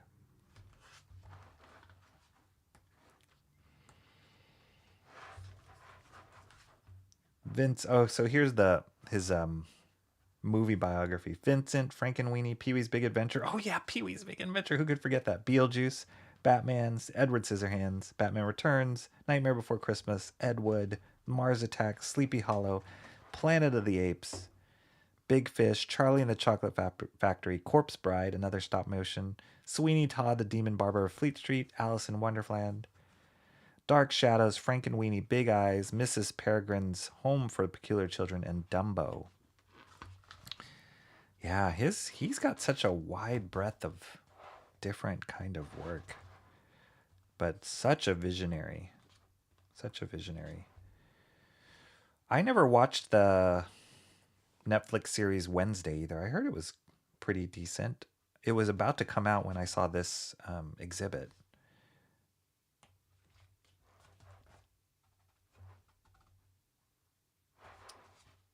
Oops. So yeah, this was the catalog from that exhibit. Where Tim Burton. It was fun. This is probably about 1/10 of the work that I saw in person there. But cool catalog. Whoa. Let's see, what are you guys saying here? Jack and Sally are friggin' iconic. They are.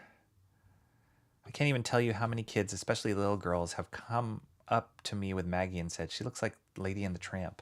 Aw, I can see that. Yeah. Aw. Yes, Lady and the Tramp. It's a great classic. Jack was originally like 20% skinnier. Well, I think, they had to be able to move around the armature for that, so they couldn't make it as thin as Burton's original drawing, so they had to thicken him up a little bit. But yeah, I love seeing the spindly Tim Burton drawings. Speaking of Disney, made me think about. Oh, okay. John, did you run away? Said she as she comes out of the shadows. Reminds me of Rudolph the Red-Nosed Reindeer Rankin Bass was a big influence on his stuff too, for sure. Tim Burton clearly takes priority. Did she enjoy the exhibit? My daughter, yeah, she did. For sure she did. She at the time had broke her ankle while we were on vacation. So she was in a wheelchair and had to wheel her around the exhibit. But yeah, she enjoyed it. Ray Harryhausen, genius. Real Monsters. Oh, the Klasky Chupo series. Yeah, I could see that. I always found that I believe Klasky Chupo, the team, Arlene Klasky and Gabor Chupo, I think were their names. It was a duo. I think they were from Eastern Europe, maybe like Hungary.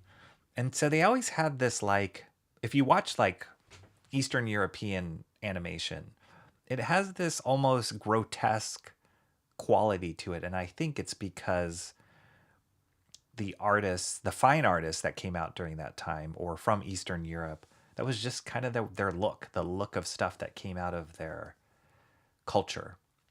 So it's always kind of these like meatball-y kind of grotesque characters. And I find all of those Klasky Chupo shows, Real Monsters, the Wild Thornberrys, even Rugrats, those are all from that company. They all kind of have this like ugly look to them.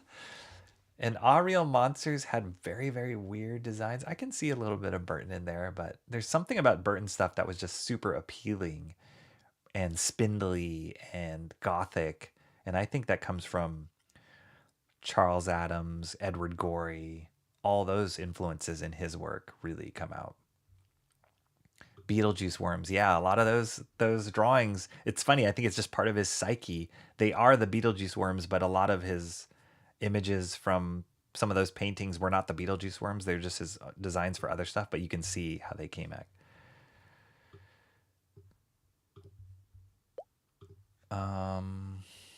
I think I faintly remember Frankenweenie. Yeah, it was okay. It's all right. It's not. It was. I think Vincent was the short film he made as a student. He went to Cal Arts. And then after he became famous and Tim Burton, they made it into a feature-length film. It's pretty much just like Frankenstein, but on a dog. And they made Frankenweenie. And I don't think it was as good as the short film.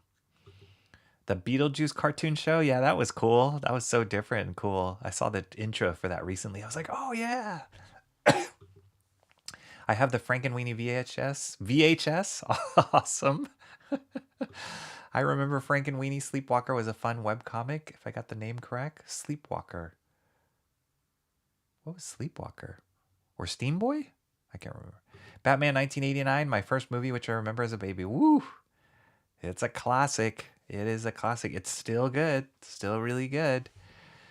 It's still just the vision. I think that's the thing I admire so much about Tim Burton. His vision, his artistic vision is so clear. Like, the things he touched is just clearly Tim Burton. Fix what?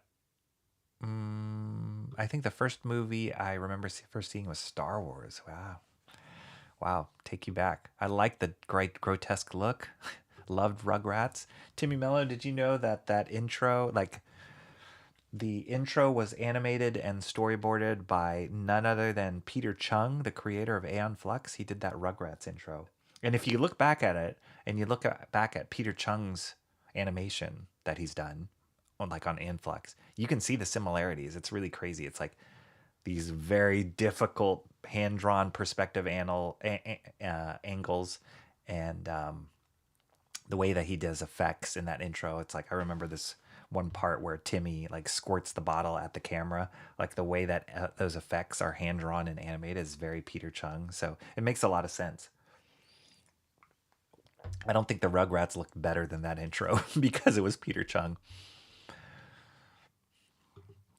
Watch Wednesday. Okay, I will. A lot of people say I should check it out. I just didn't want it to be. I was like, is this gonna ruin? I love the original Addams Family, so I'm like, is this gonna be too like updated, hipster?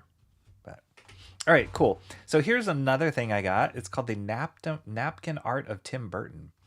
And he seems like a guy who just draws all the time, just doodling all the time. And I love that they compiled this book of just like napkin drawings that he did. And they just scanned them in at size.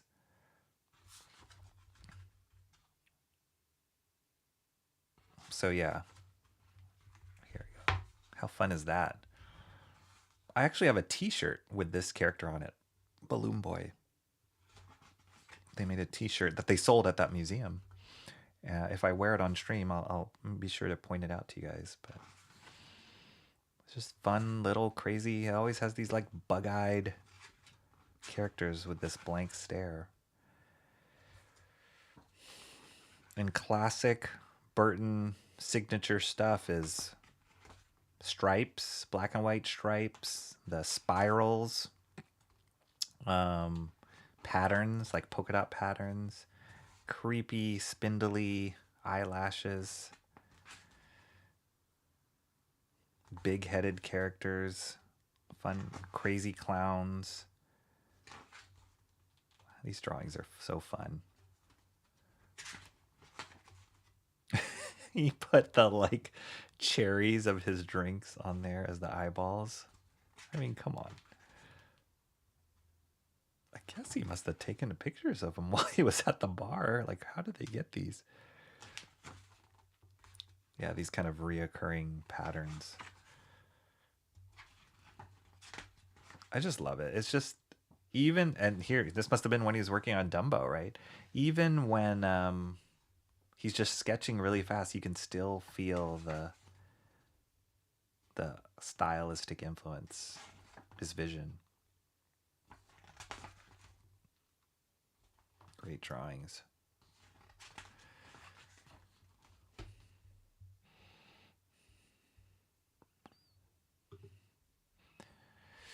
Remember that about Peter Chung? Yeah, he's amazing.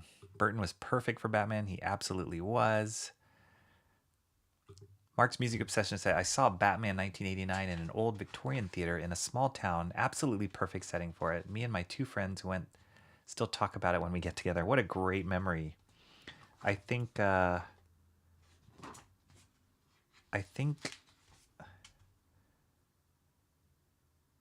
can't remember. I want to say I saw some crazy movie with Shant. Shant and I saw episode 1 together. He was in San Francisco when that came out. We watched episode 1 together. Star Wars episode 1. I want to say we watched a Street Fighter movie together too. I can't remember. I just love those like old memories you have going to the theater with friends, childhood friends.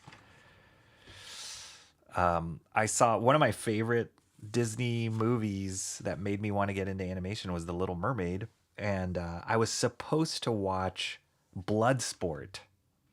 No, not Bloodsport. Cyborg. That's right. The other Van Damme movie, Cyborg. I wanted to watch Cyborg with my friend, and we were pushing to like go watch Cyborg. But when my mom found out it was a rated R movie, she was like, "No, go watch The Little Mermaid." And I'm like, "What? The Little Mermaid? Ew." So we had to go watch The Little Mermaid, and I fell in love with it. And it was all different from that moment on. This must be when he was working on Mars Attacks. Some morbid stuff here. That's great. He used the logo, the Caesar's Palace logo for the face. It's like a common reoccurrence, Edward Scissorhands-y kind of character.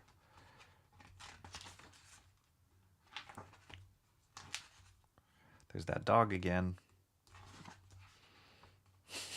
Sweeney Toad. I love it. It's just fun, playful. More aliens. There we go.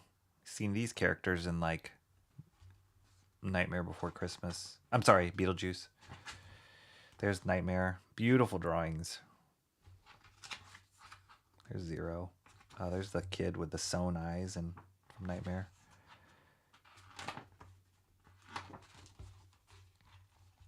Some red napkins. Awesome. With pretzels. Genius. Just fun. Just playful fun. Makes me want to sketch. Some Morticia.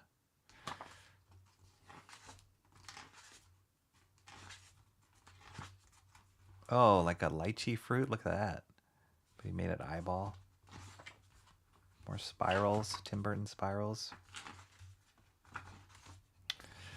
Pretty fun, right? It's a cool little collection there. Things you think about in a bar. Napkin art of Tim Burton. I think you can still pick this up. Some stores. Aeon Flux had a cartoon on MTV, which definitely needs a redirection. So I have the whole set, and Peter Chung directed 1 or 2 seasons of that, and then they had a different directors on the other ones, and you can feel the difference. You can feel where MTV came in like, oh, we're going to take this and we're going to make this, more appealing to mainstream audience, because Peter Chung's kind of out there with his storytelling, and right, it's very philosophical and deep and abstract, but genius. And when they try and inject it and make it more mainstream, it's like, ugh, this doesn't work. So that series is hit or miss. And I'd argue that Aeon Flux works better as short films, which is what he originally created them as. They were little short films that showed between like music videos on MTV in liquid television. So they were like, I want to say like 3-minute, 5-minute short films. And he would just create this like amazing action scenario and then execute it well. But once they started like giving her dialogue and this whole plot, it started getting crazy and weird, and didn't quite work as well. Then they did the live action movie with what's her name? South African actor. Ugh, somebody help me out. Beautiful actress, but I don't know why they cast her as Aeon Flux. Probably because she was, hot in Hollywood at the time. But she was not the right cast for that movie, and they had a different director, and it just didn't work out. It was horrible. It was really horrible. The moose reminds me of Lumpy from Happy Tree Friends. Awesome. Actually, vaudeville era, as it was built in the 20s. The Rialto Theater in El Dorado, Arkansas. Wow. I like the Bride of Frankenstein's. Yeah, those are awesome. Did you watch that Street Fighter movie on a Tuesday? Yeah, it was like on a dollar theater, probably. Your mom encouraged you to watch she did. She really did. Cyborg was actually He-Man Part 2, but funding did work out, so they reused the assets. Really? Really? I have not watched Cyborg since that time period, the like late 80s. I'll have to go back and check that out. I actually did enjoy the original He-Man movie because I was a huge He-Man fan myself as a kid. And just seeing that realized in live action, I was so excited. It didn't feel anything like the original, like the cartoon, obviously, but I was just so excited. And then I found out later in life that like Mobius did concept design on Masters of the Universe. So that was probably why I loved it. But I have to go back and watch those old 80s action movies that I grew up on, because I'm sure I would have different opinions on them now. Looks like a fun little tome. I bought the set too. What's her face with the lumpy face? Charlize Theron, thank you. Yes, her. I don't get why people find. I mean, she's beautiful. She's beautiful. I think Charlize Theron is beautiful. All right, everybody, it's cool. It's cool. Different strokes for different folks, I guess, a matter of taste. Okay, let's look at this one. This is the last Burton stuff. Let me zoom out a little bit if I can. A little bit more, because this is a bigger book. There we go. So this is the Art of Tim Burton. And where did I get this? I think I got this from... I might have gotten this from Stewarding Books, or maybe I got this from... directly from like a Tim Burton website or something. I can't remember. This is really cool because a lot of the stuff that I saw in person at the gallery exhibit is in here. And it's just it's a wider breadth of work, of Tim Burton's work included in here. But it's more of the same. They showed this picture at that exhibit. This is a costume that Tim Burton created for himself for Halloween, which is so fun. And I guess this is like stuff that he did. So influenced by Mad Magazine here, but like stuff that he did for, you know, as a kid growing up, little advertisements or comic strips. Here's him with Vincent Price.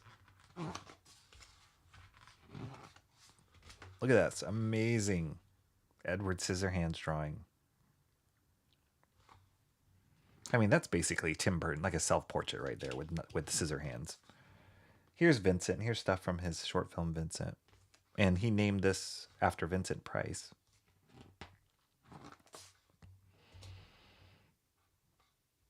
It's so good.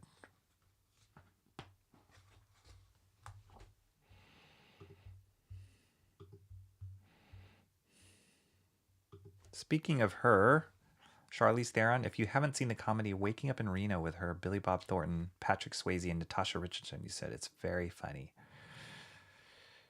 Yeah, she was also surprisingly she kind of took a comedic route in some of the roles she did. I know she starred, I don't know if it was a rumor or if it was actually, I know she was dating Seth, or at least a rumor that she was dating Seth MacFarlane at one point because she worked with him on his Western movie.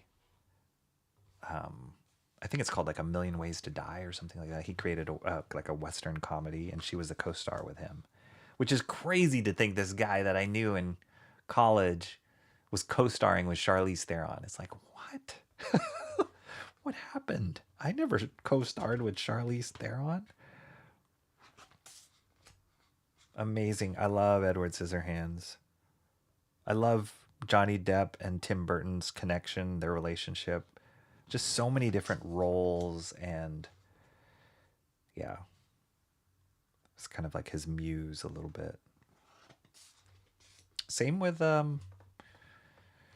Winona Ryder. Here's his Batman concepts. Fun stuff. There's a I think it's called Merry Little Batman. It's like a short movie, animated movie. I believe it was produced for Amazon Prime, a Batman cartoon. But it wasn't exactly Tim Burton style, but they went very, very stylized like this, and they probably had some influence from his drawings. But you guys should check it out. It's fun. It's a fun Batman animated thing in this weird, exaggerated, cartoony style. Look at how cool that is. Like, this is exactly how Danny DeVito felt in Batman Returns. Like, he captured something great here, and they translated it really well. Here's from Demon Barber of Fleet Street. Johnny Depp and Helena Bonham Carter, who used to be... I don't think they were technically married, but they used to be a couple, Tim Burton and her. Yes, he was a fan of Vincent Price. He was. Huge fan. Is this still live? It is. We're still live, right? A Million Ways to Die in the West. Thank you. Yes. What is going on, Awesome One? Are you alive? Are you alive? Yeah, his Catwoman's awesome. I mean, it captures, right? Like you think about the Michelle Pfeiffer Catwoman, who arguably is the best rendition of Catwoman. I would say, like that feels like it right there. Remember all those like clown minions that Penguin has in Batman Returns? Here they all are right there.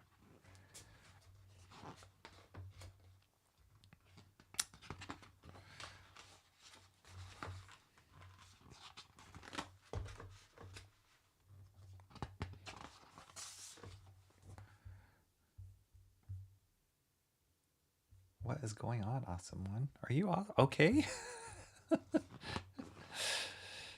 I see your chat. I see your comments. Cool drawings here. I think this was for a Timex commercial. Here's from Mars Attacks. Beautiful.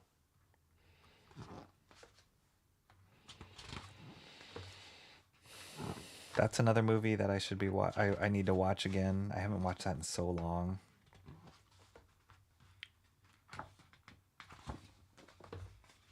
Great creepy drawings here.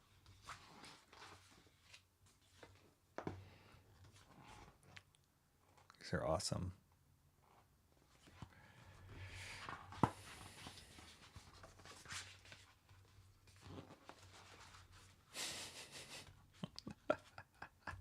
What is going on?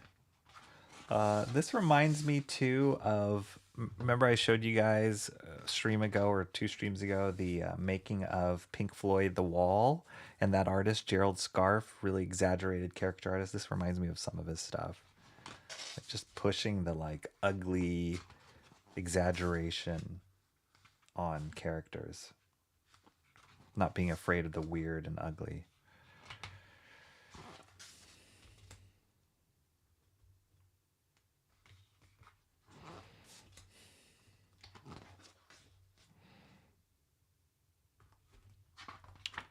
All these drawings, beautiful, beautiful drawings, sketches.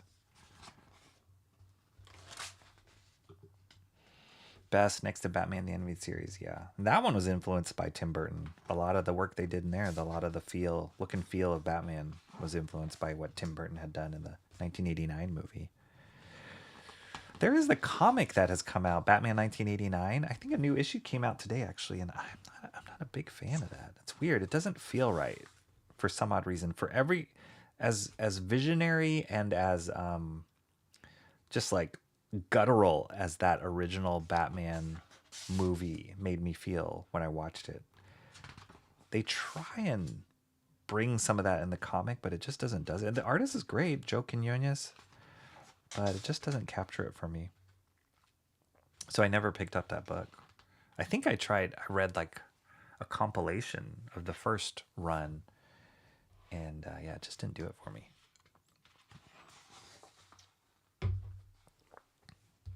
There's that dog design I was telling you about. Very much so family dog. Here's for Big Fish. Such a unique movie. There's Zero from Nightmare. Here's Vincent.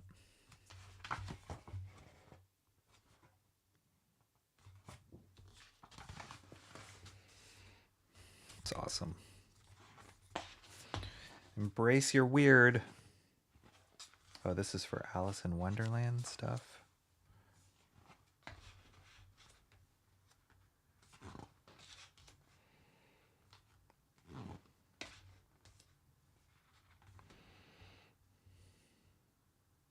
Seagull looks cool, yeah.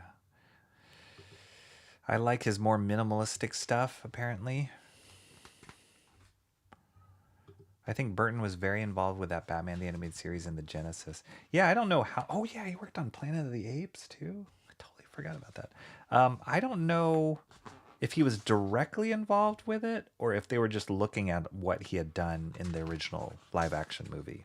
I'm not 100% sure. Because he's not credited in that book, but you can see his influence everywhere.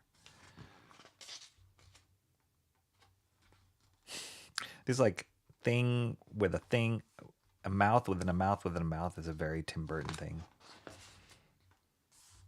Like something eating something that's coming out of the mouth.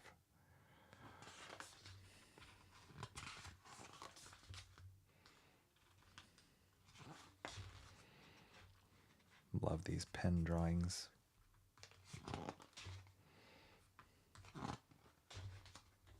Here's the stripes, black and white stripes. They're like creepy, lipsticky, smiley characters. I always wanted to see Big Fish. I still haven't. It's good. It's a good movie. I think Ewan McGregor's in it, if I'm not mistaken. It's different. It's quirky. Doesn't feel like a normal Tim Burton kind of movie. Like dark as dark as it is, but it's like whimsical, I'd say, is a good description.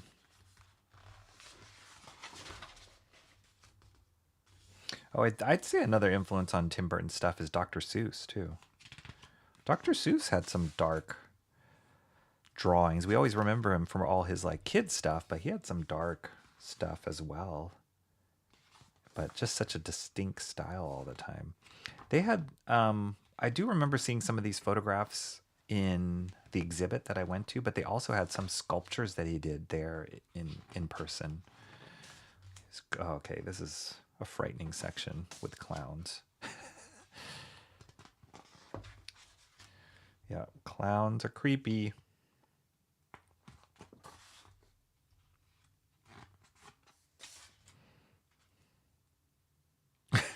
Roses are red, violets are blue. A clown killed a boy and ate him up too. There you go.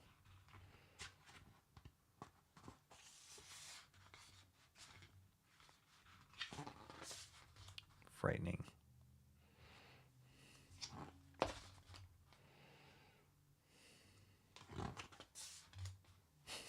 That's awesome.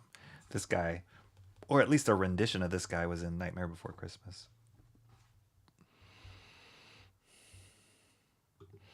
I love how this is basically giving Dr. Seuss, but deranged. Totally. Is it weird that I've always been called weird, but don't like most of these drawings? Weird. Really awesome one. You don't like it? Look at this Joker. Crazy. Dr. Seuss is tame compared to what Burton pumps out. Yeah, he's got some adult. Yeah, here Cranberry Landry says you haven't seen Dr. Seuss's at all. He's got some adult stuff. Yeah, he does. It's kind of controversial. Like there was some, there was some Dr. Seuss stories where they censored them like 5 years ago, maybe 10 years ago, and it was like, what? Come on, it's Dr. Seuss, but it's like because of the racial undertones or whatever, they started pulling out some of the more adult stuff he did and say, look at this guy. I'm like, people, it's Dr. Seuss. It's awesome. That's a great image for Joker.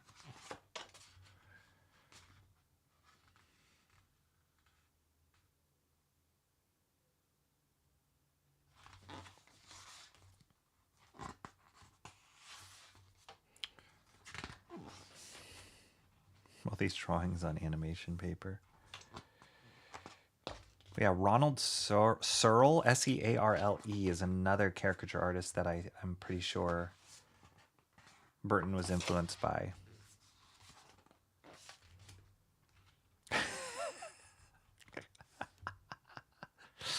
Blind man with permanent seeing eye dogs. That's messed up. I love it. It just invokes an instant reaction.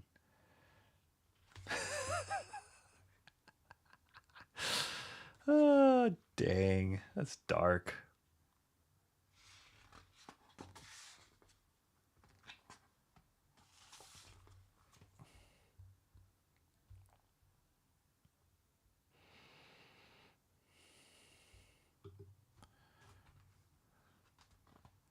The censor was because of his Yellow Man stuff. So yeah, and he did some stuff that was like, I think of like African people or whatever.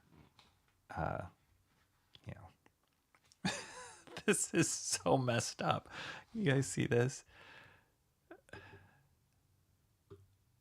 that like Michael Jackson?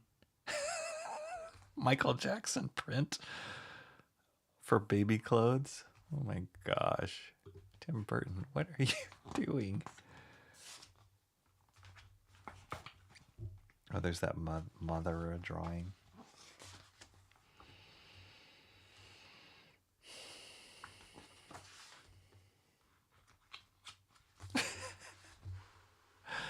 This is a dictator. Dang.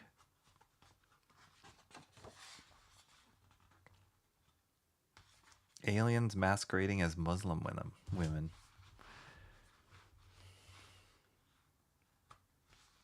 Roald Dahl, that's another influence on his work.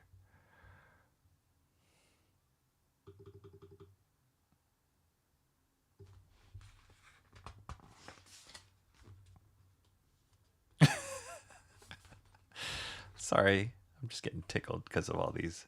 This is a teenager in an awkward period of life.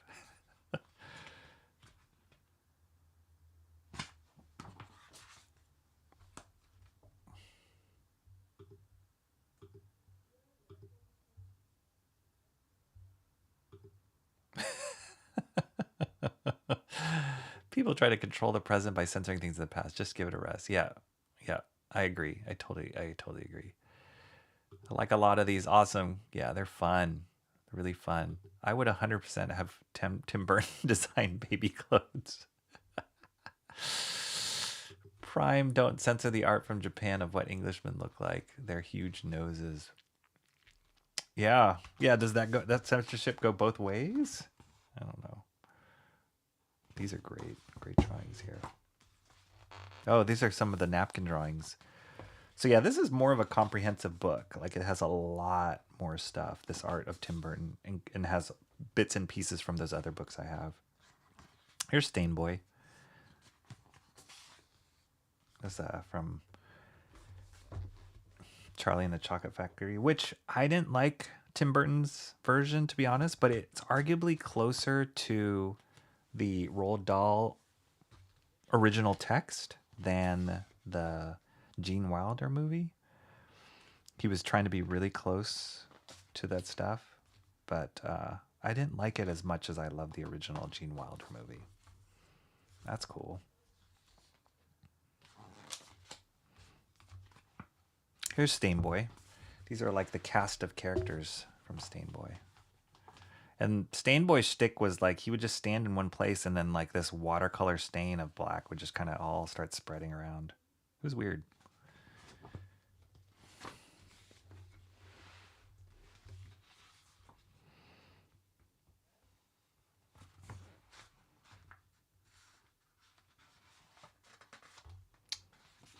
Danny Elfman is a longtime collaborator, composer that works with Tim Burton. There's also a voice for some of the characters in Tim Burton's movies. There's Sally. Great pirates. I remember seeing these in person. These are great drawings. He's got good shapes in his drawings.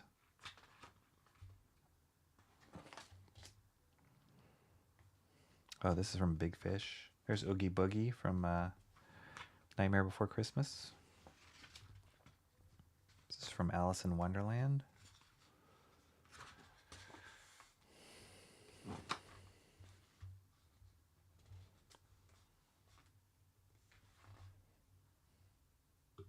Like a lot of these latter ones. Wong Wei, censor him now. I'm still looking forward to another Rocky at the Zoo sketch session. All right, cool, Mark. Yeah, I gotta schedule that in, or I gotta do another one of those. I know my cell phone reception, I don't know if it's gonna get any better, to be honest, because just kind of is how the cell phone reception is there, but we'll try and make it work. Because that was fun for me.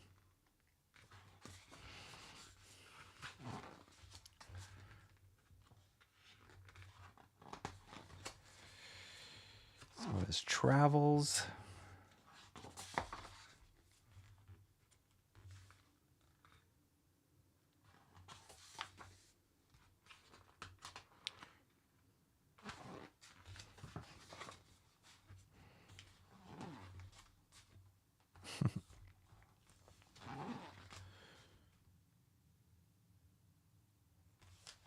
Yeah, I don't think Tim Burton and Helena Bonham Carter are a couple anymore. I think he's dating, I want to say he's dating Monica Bellucci. That rascal. Which must be weird, right? Because Helena Bonham Carter was in so many of his movies and was obviously like super connected to his vision. So it's kind of weird, right, that they're separated now. He did all these, collaborated so much and now separated.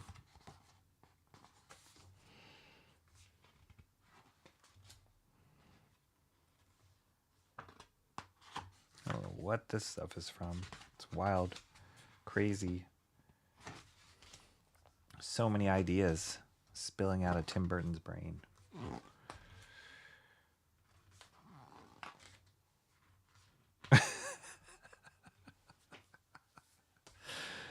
Oh my gosh.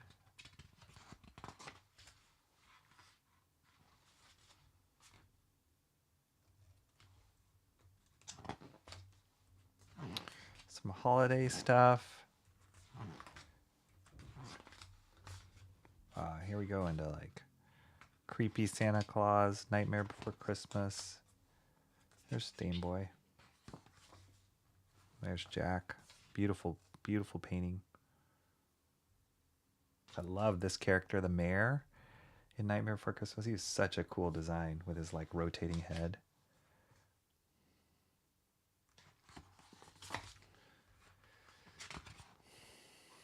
Yeah, this is from that original story of Nightmare Before Christmas that turned into the movie. I know you could buy this children's book.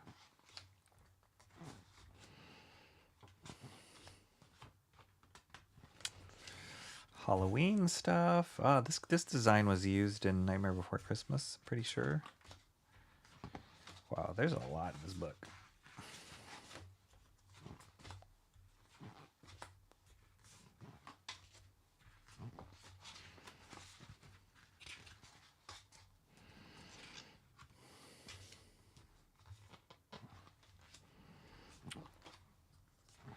The end. Oh, cool. These are it looks like he took some of the puppets from Nightmare and did photographs on these puppets. Yeah, Polaroid camera.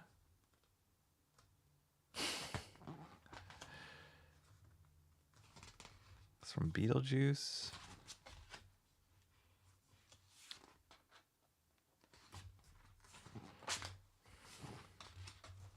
Oh yeah, he did Sleepy Hollow too. Holy moly, he did so much.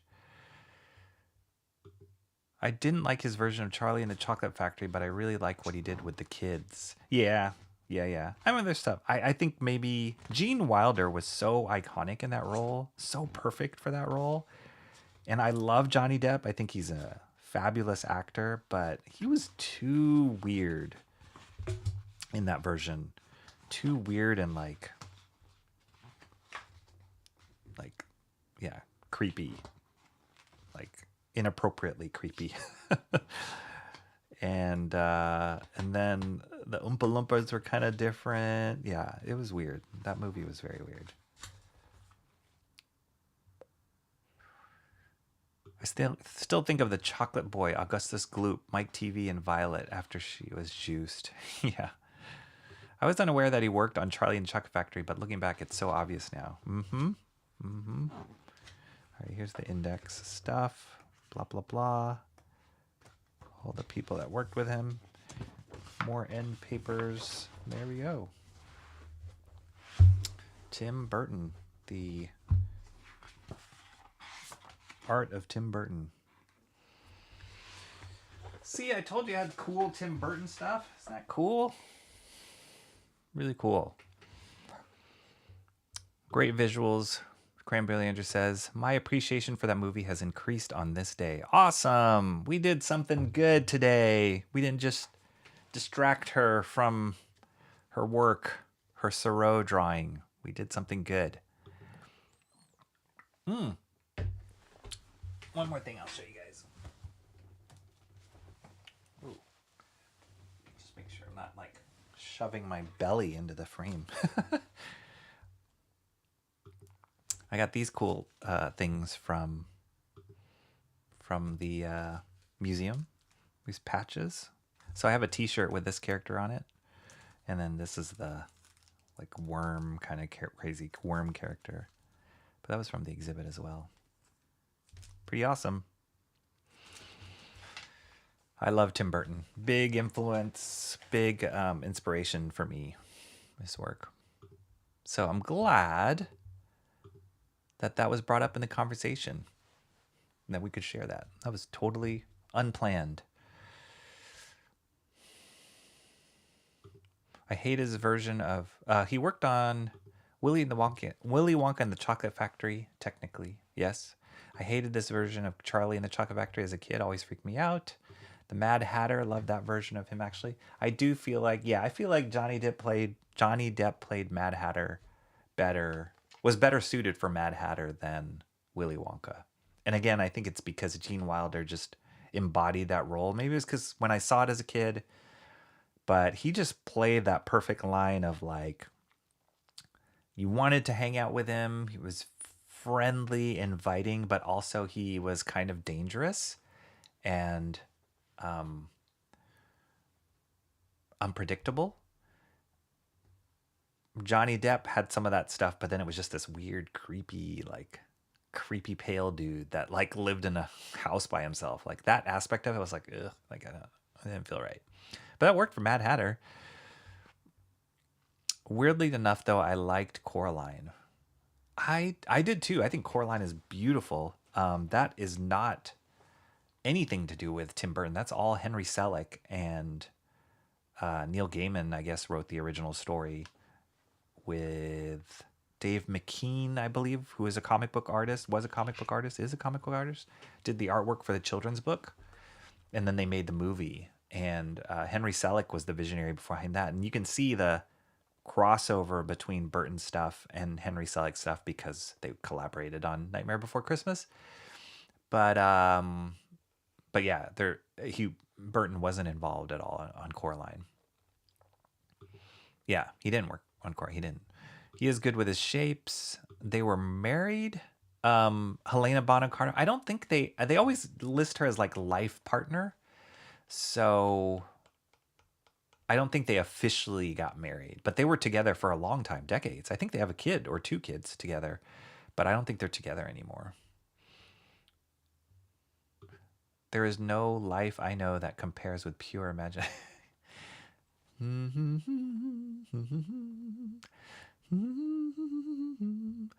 That was a cool book. Thank you. Yeah, people today will never fully appreciate Tim Burton's rise to fame. I mean, he's older. He's older now. That kind of visionary director is not as common. And if you just think about all the films that he worked on, yes, they all feel like Tim Burton, but some of them are so different from each other. Big Fish, Alice in Wonderland, Nightmare Before Christmas, Edward Scissorhands, like all vastly Pee-wee's Big Adventure. I mean, so different. But then, yes, but if you look at it, you're like, that is a Tim Burton film. But they're really different from each other, and I just am amazed. It just goes to show like what a consummate director that guy is, and can inject his vision in almost any kind of story, and still be clearly who he is, but be able to be a great storyteller as well for whatever the story requires. It was a fun, unplanned sidetracking. There you go. Neil Gaiman did Coraline. Yes, you are right, Timmy Mello. Gene Wilder didn't want to play the role unless he could pretend to have a limp at the beginning. He wanted you to question from that moment on if he was lying or not. Brilliant. Yes, that whole intro where he like walks in with his walking stick and then tumbles is brilliant. Absolutely brilliant. Association with stop motion, probably. Yes. He's older, but still golden. He is. Original Charlie and the Chocolate Factory was a commercial. Supposed to be a companion movie to a run of chocolate candies coming out, but the chocolates melted and weren't a hit. Really? That's weird. I actually worked on some Willy Wonka animated commercials. I was an assistant animator on that, and those were fun. They were more zany and more influenced by the Gene Wilder. This was before the Tim Burton movie came out. More influenced by the Gene Wilder movie, but he was a lot more zany and like stretchy and cool. And the Oompa Loompas were a big part of that. But yeah. Emo Trash Prop. My mind is blown. I never made that connection. The movie has lasted for an age. It is. We are the music makers. Great stuff. All right. Well, that is it. That's what I got today, guys. Crazy Wednesday. Almost had nothing to do with comic. I mean, it did, but more on Tim Burton stuff, or at least talking about that, which is fun. And thanks for bringing that up. Emo, Mark's Music Obsession. I believe you guys kind of talked about Tim Burton at the beginning. Thank you for bringing that up. That's just a fun little side derail journey, and I'm glad that I had some stuff to share about that, because yeah, Tim Burton has been a huge influence on me, and just as a visionary visual, there are some directors that are visionary and are not necessarily visual. It's like the way they work with the actors or the way they tell their story, but visually, like, his style is so apparent in his movies, and amazing that he started off as an animator, and yet most of his memorable movies are all live action stuff. So just an artist through and through. And so cool to revisit his work with you guys today. Alan Lau, you coming in here like a crazy person. Here you go.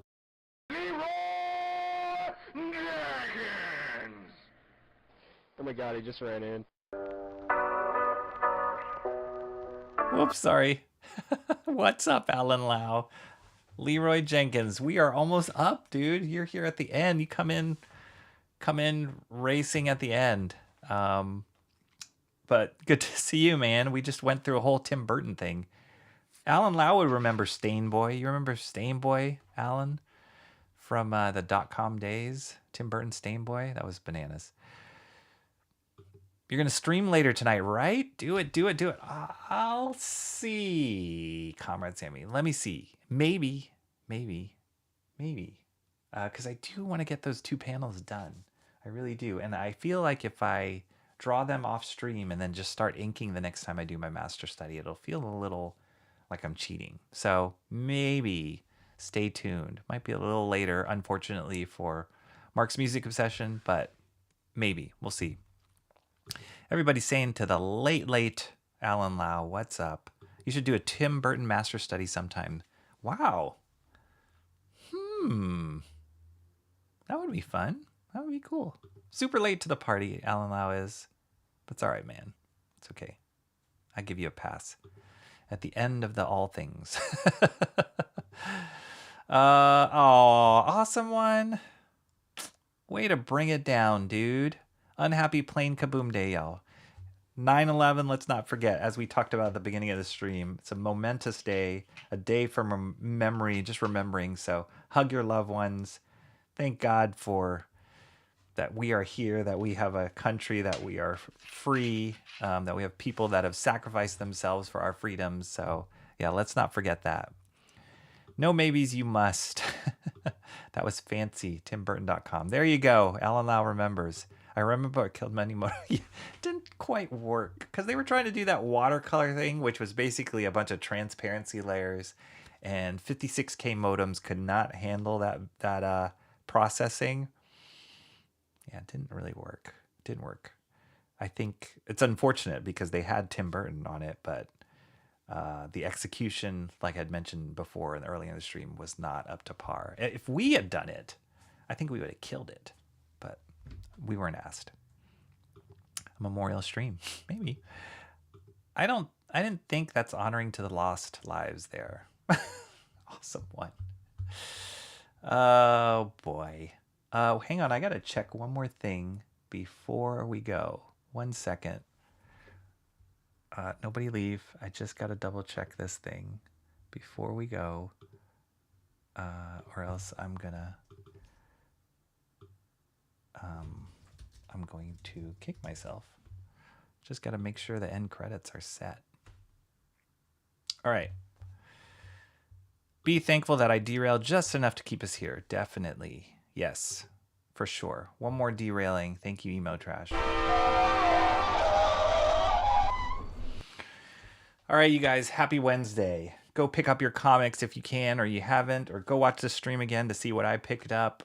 Thank you all for being here. Please like and subscribe. All you guys, appreciate you being here. We might do another stream. We might do another draw stream today. We'll see how I'm feeling, see if I can squeeze it in. But yeah, that would be cool. I got to get those 2 panels done so that we can start inking. Inking Will Eisner. Ugh. That's... I didn't think I would ever utter that phrase.